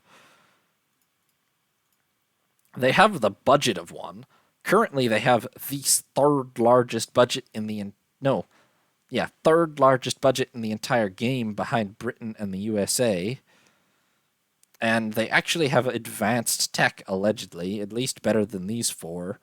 So you would kind of expect something a little better than this from Russia. It is faster than the other 2, so it's closer to being always a full dreadnought, but it's definitely still a compromised armament layout, and the armor is not great either, so it's not terribly impressive. And they've built 5 of them. They're still building them as late as 1912, apparently. And that makes me wonder what their battle cruisers are going to look like, too. So we'll see how that works out for them. Russia, Germany. Germany is pretty. Looks like Germany is about second, or at least tied second probably in terms of plunging into the battleship age. They have completed 2 battle cruisers, Moltke and von der Tann, and they're building 3 more already. Plus, they've finished 2 battleships, Konig and Kaiserin of the Konig class. Now, this is a much more traditional first-generation dreadnought with 3 centerline twin 12-inch turrets plus 2 wing 12-inch turrets. This is basically, if memory serves, what the actual HMS Dreadnought herself looked like, for instance. The only 10 3-inch guns for secondaries is awfully weak, to be fair. But 21 knots is a good speed. So this has different problems, but also different successes. It's got probably less compromises in terms of its armament. It can bring 8 guns to bear while having 1 less turret than all the designs we've been looking at up to this point, which means it can actually make 21 knots, which is pretty much what dreadnoughts need to make. However, obviously, in order to do that on presumably under 20,000 tons is what they were going for, maybe. In order to pull all that off, the secondaries are very weak, and the armor is not terribly impressive either. So it's good. honestly, whether it's actually better in a fight than those weird compromise designs that we've seen a lot so far, I'm not entirely sure it is. But it is faster by a good margin, so it can at least run away from all those if things do go a little bit wrong. And it should be pretty much evenly matched in a fight, really, because the thing about dreadnoughts is that secondaries suddenly take. With late pre dreadnoughts, secondaries are very important because they only have the four main guns, and they're still not that accurate at range for the most part. But dreadnoughts are now doing almost all of their fighting realistically, certainly against each other, with their primary guns, which means this pretty much has equal armament, several extra knots of speed, and similar armor to most of those designs. Even if it's going to be more vulnerable to destroyers, it should be operating in a fleet, so it should be fine. And then their battle cruisers. These are a pretty typical early battle cruiser type design, and actually quite nice, I would say. Moltke here has 8 11-inch guns in 4 twin 11-inch turrets. It does use cross-deck fire, which, of course, is not ideal by any means. Obviously, how that works is that obviously these guns can fire off to these sides. Because of the way the superstructure is cleared, they can turn, although, it's not really actually done well here because it looks like that would hit the smokestack, but presumably, I mean, this is just a visual representation. It's not actually accurate necessarily, so yes, it should be able to turn such that it can go this way. Although there probably are some weird cross-stick designs that maybe can only rotate around this way. But anyway, it can turn to fire directly across the deck in this direction so that you can bring, or vice versa, so that you can bring 8 guns to bear. The risk with that is that at basically any angle outside of this 45, 90 degrees or so, maybe, outside of that quadrant, if you're shooting at something that's over here or over here, this turret can't bear, obviously, and then you only have 6 guns. But if you've got to do eight guns for a dreadnought on a bit of a weight budget and without having 4 centerline turrets researched yet, then this is probably the way to do it ultimately. Aside from that, it's got 10 6-inch guns, 16 3-inch. It makes 24 knots, which is not fast for a battlecruiser, but for a first-generation battlecruiser, acceptable. It's still faster than pretty much every cruiser, armored or protected or light, that came before, and much more firepower, obviously. At a 10-inch belt, that's very German and very impressive for a battlecruiser. Really quite nice armor. So this is quite a good battlecruiser, I would say. I'm fairly impressed by what I'm looking at there. Then for... who's next? Italy, actually.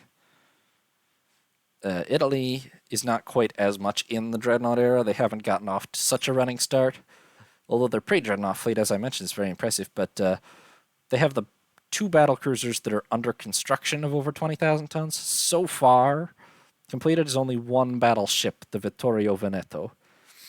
Now, this is a pretty nice battleship. 21 knots, 10 12-inch guns in the classic Dreadnought style, 10 5-inch, 8 3-inch, 9-inch belt. Honestly, as I was just talking about secondary armaments, by comparison to the German design, I might rather just have the German design with the extra half-inch of belt armor, but way less secondaries. That said, this will do much better on its own against, say, destroyers that are trying to kill it. But it should never be on its own against destroyers that are trying to kill it, necessarily. But it happens. So basically the only place this is really compromised is its armor, which is awfully thin. But it's got a good armament, even a good secondary armament, and it's got the right speed. So it's a pretty solid design overall. They just need more than one of them, obviously. And then France. France has dived pretty headfirst into the Dreadnought era. They have one battlecruiser actually completed already, Strasbourg. For some reason, her lead ship of the class, Dunkirk, is not finished yet, even though she should have been. So I guess they're having delays, but they have one finished and one about to finish of this class. Now, Strasbourg, this is also quite a nice battlecruiser, actually. 8 12-inch guns, cross-deck fire pattern with four twin turrets, 14 6-inch and 12 3-inch guns. And she makes 26 knots with an 8-inch belt. Honestly, still pretty solid armor for a battlecruiser and a very good speed for a first-generation battlecruiser, 26 knots. Good armament as well. I find this to be quite an impressive design from France, actually.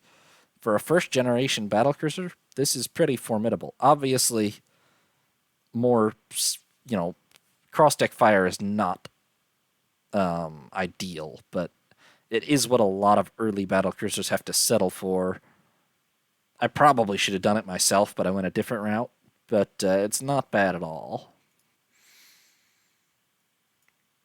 Oh, and then Dreadnoughts. They have three Bouvet-class Dreadnoughts. Bouvet, Carnot, and Lorraine. And one more Republic building. These are actually smaller than their battlecruisers, which does happen a lot in this early era. And these are more the compromised, or the apparently they designed these with that. To be fair, their battlecruisers didn't have 3 centerline turrets either, so maybe France doesn't have them. But 12 11-inch guns, 14 6, 12 3, 11-inch belt, 19 knots. This is basically the alternative to the classic Dreadnought design, as we saw before, which has 6 turrets total in order to get that 8-gun broadside rather than 5, which is a big waste of weight. But it still held itself down to 18,900 tons, which isn't bad with an 11-inch belt and all. Obviously, the fault is that it's going to be about 2 knots slower than the classic Dreadnought designs, so they can definitely run away from it if things go wrong. But it's a pretty powerful combatant overall. 11-inch guns aren't as good as 12, but it's not a terrible design, I would say. It's not going to age particularly well. The classic Dreadnought designs will almost certainly age better because they'll be able to keep up with the battle line for longer. But for right now, it's not bad. It might even literally have more firepower or be able to beat the classic design in a fight. Then we come to the U.S. We've had a bit of a shaky start to the Dreadnought era. We're really getting on the horse now, but I had to build some serious compromise designs during the very early Dreadnought era, when we didn't actually have 4 centerline turrets yet. The result, Lexington and Congress, which are, I'm going to be honest, fairly questionable battlecruisers. Do they count as battlecruisers? I think yes, but they only have 6 12-inch guns, along with 12 6-inch, 16 3-inch. 7-inch belt should be reasonable for battlecruisers, but isn't spectacular, nor is 24 knots. Now, they're light and cheap for battlecruisers at 18,200 tons. You'll notice most of what we've looked at is 2,000 tons heavier than that. But compared to a cross-deck fire battlecruiser with 8 guns, obviously one less turret. Now, the key to fighting one of those will be to get it at one of those angles where the cross-deck fire doesn't really work. And in all honesty, if you can do that, then it should pretty much be about even. But I'm not going to claim this is a spectacular battlecruiser design. Unfortunately, it's sort of what we have to work with in terms of a budget combined with not having 4 centerline turrets yet. It's not spectacularly bad either, I want to make it clear. It's still much better than any preceding cruiser, and in all honesty, as was shortly demonstrated in World War I, it is capable of fighting most of the early cross-deck fire battlecruiser type designs with a reasonable amount of success. On quite a budget for a battlecruiser, really. And then our Dreadnought design, which is more of an be honest, it's only got 6 12-inch guns. It's a bit of an alleged dreadnought. That said, at 19,100 tons, it does manage to have 21 knots. It has a 12-inch belt. It's got 25-inch and 14 3-inch guns. So in all the key factors, it's got one less turret than a proper dreadnought, and there's no way around that. However, it does have the speed of a dreadnought. It has pretty much more armor than any of the dreadnoughts that the AI has built. And despite that one less turret, I do actually think that it's not too terribly bad. It's relatively cheap compared to most dreadnoughts. I'm, again, not going to claim that this is a brilliant design, and it's definitely getting replaced as soon as possible. Probably I would have been better off with both of these designs to just go for cross-deck fire instead. But I don't think I had... Oh, no, I didn't have cross-deck fire. That's why I went for this, actually, yeah. Okay, so look at all of these designs in light of the fact that I had neither 4 centerline turrets nor cross-deck fire when I built them. And I think they're about as much as you could get, considering those limitations. Again, because of the armor, it should have the speed to at least keep up with, if not run away from, a lot of the earlier dreadnought designs that it's dealing with. And it's got better armor than them. Very good secondaries for this generation to deal with smaller ships. I think it can hold its own against these first generation dreadnoughts, in all honesty, despite having one less turret bearing to either side. Or one less, yeah, effectively. But it's definitely not brilliant. What will be excellent is the 3 Oregon-class battleships that immediately are following. These actually do have 8 12-inch guns. They have, I think, half an inch less of deck armor, but still very good armor. Secondaries, 21 knots. These are basically a proper... These will actually be the first dreadnoughts in the world, I believe, with 4 centerline turrets when they're finished next year. I didn't even really realize that when I laid them down, but I think they will be. It's possible that the British... No, the British Anson's not done until 1913, though, so... Oh, I didn't even really look at the British ones yet, but we'll get to those in a second. But yeah, just based on what I've seen of everything else, I think that the Oregons will... These will bring us more properly into the Dreadnought era, and although they're pretty heavy and expensive, as is more like my style, they will be the first battleships in the world with actually 4 centerline turrets, which is really more weight efficient. It's just that I've also got powerful secondaries, powerful armor, powerful speed. When finished in 1911, these 3 Oregons might actually be the most powerful battleships in the world for a brief period before 14-inch gun battleships start coming out, but they're very capable. And they're followed up by the Delaware class, which basically, yeah, I think literally the only change is that the 8 12-inch guns, the upper 2 superimposed turrets are increased to triples, so it has 10 12-inch guns instead. And that costs 3,000 tons of displacement, but it's a good bit of extra firepower to give it an edge against anything else out there. Anyway, the very last nation we have to look at, Great Britain. Unfortunately, with their budget and technology, they have plunged into the Dreadnought era headfirst, much faster than everybody else, and they have no less than 9 Dreadnought battleships and 5 battlecruisers in service already, after having built the first one, plus they're building another battleship and 4 more battlecruisers already, and obviously showing no signs of slowing down. Their existing battlecruiser force consists of the 5 incomparables: HMS Incomparable, Invincible, Inflexible, Indomitable, and Indefatigable. And these are... I'd have to do a comparison to be sure. I think these are literally like almost identical to the original British Invincible or Indefatigable classes. 8 12-inch guns in a cross-deck fire arrangement, 16 4-inch, 25 knots, all very good. 18,200 tons, also very good. The big compromise, obviously, is that they only have a 5-inch belt, which is easily. Honestly, my battle cruisers have a pretty thin belt in this world, but that 5-inch belt is easily the thinnest out of any of the battle cruisers we've seen, including any of my own compromise designs. I do think that these would beat. Well, on paper, I think that these beat my Lexington designs, but the actual fighting in World War One suggests that it's not actually quite that clear cut, possibly because of how thin their belt is. World War. What did I just say? World War Two, World War One, that started right after this in the Let's Play. Suggests it's not quite so clear cut. That 5-inch belt is definitely a big liability.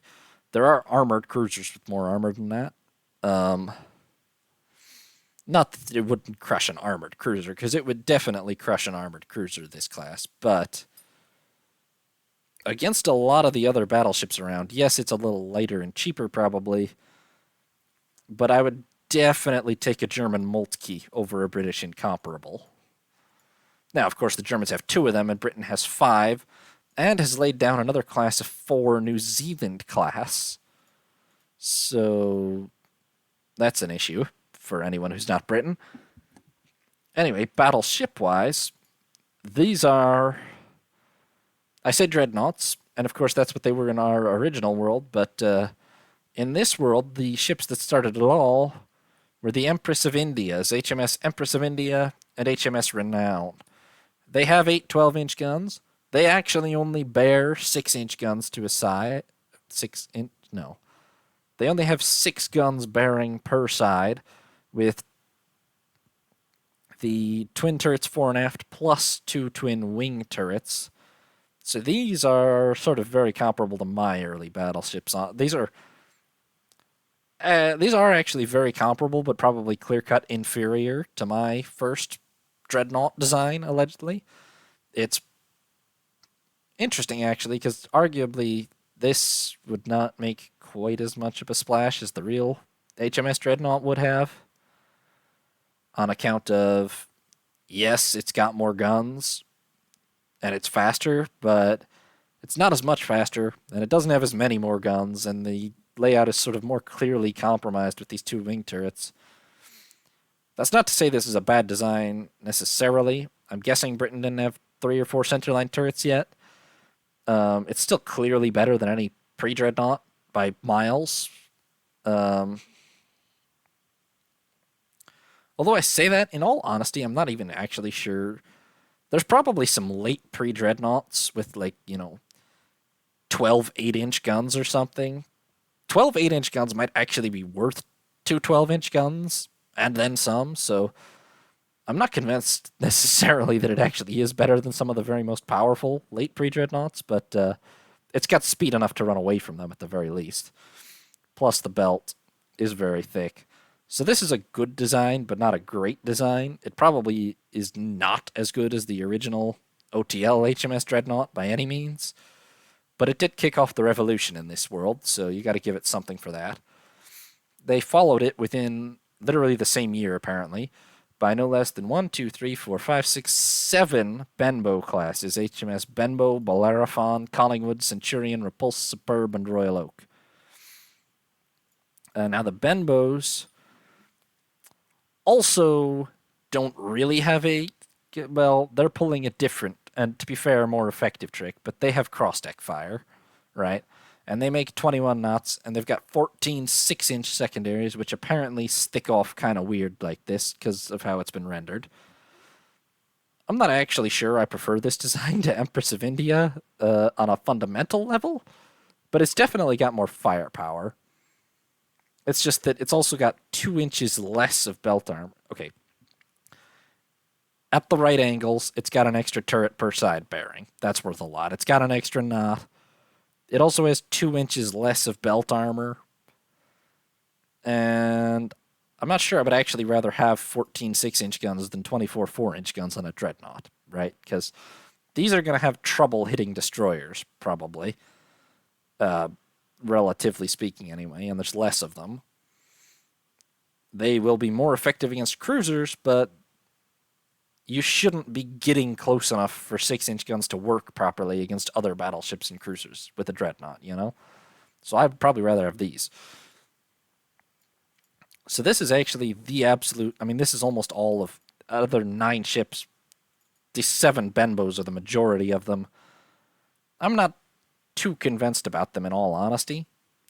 Britain has definitely jumped into the dreadnought era first and with the most ships, but I'm not at all convinced that, say, Germany's designs aren't actually better, or even, much as it shames me to say it, I think France might have the best battle cruiser in the world, and they've got a contender for best battleship too.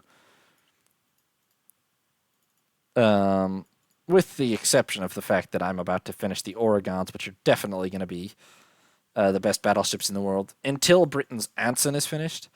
We can't see it yet here, but I can promise you that Anson, I believe, has 10 14-inch guns, which is why she's so damn much heavier. And she will be sort of the revolutionary start of the second dreadnought generation in this world. 7 years almost after the first one, to be fair, but yeah, the second true generation of dreadnoughts will be started with Anson with her 14-inch guns. I think she probably has more armor, maybe even probably the same speed, but more armor too. Can't remember for sure. We'll probably see her in the 1920 update, unless she gets sunk in World War I, of course. But we'll have our own rival Kentucky design shortly. But that's all. That's all for later. For now, we're looking at Anson versus Oregon. Really, is what it looks like. But in actuality, with the 14-inch guns, Anson will be more powerful than our Oregons, and probably even than our Delawares. However, this is the best we can get on this displacement at this time.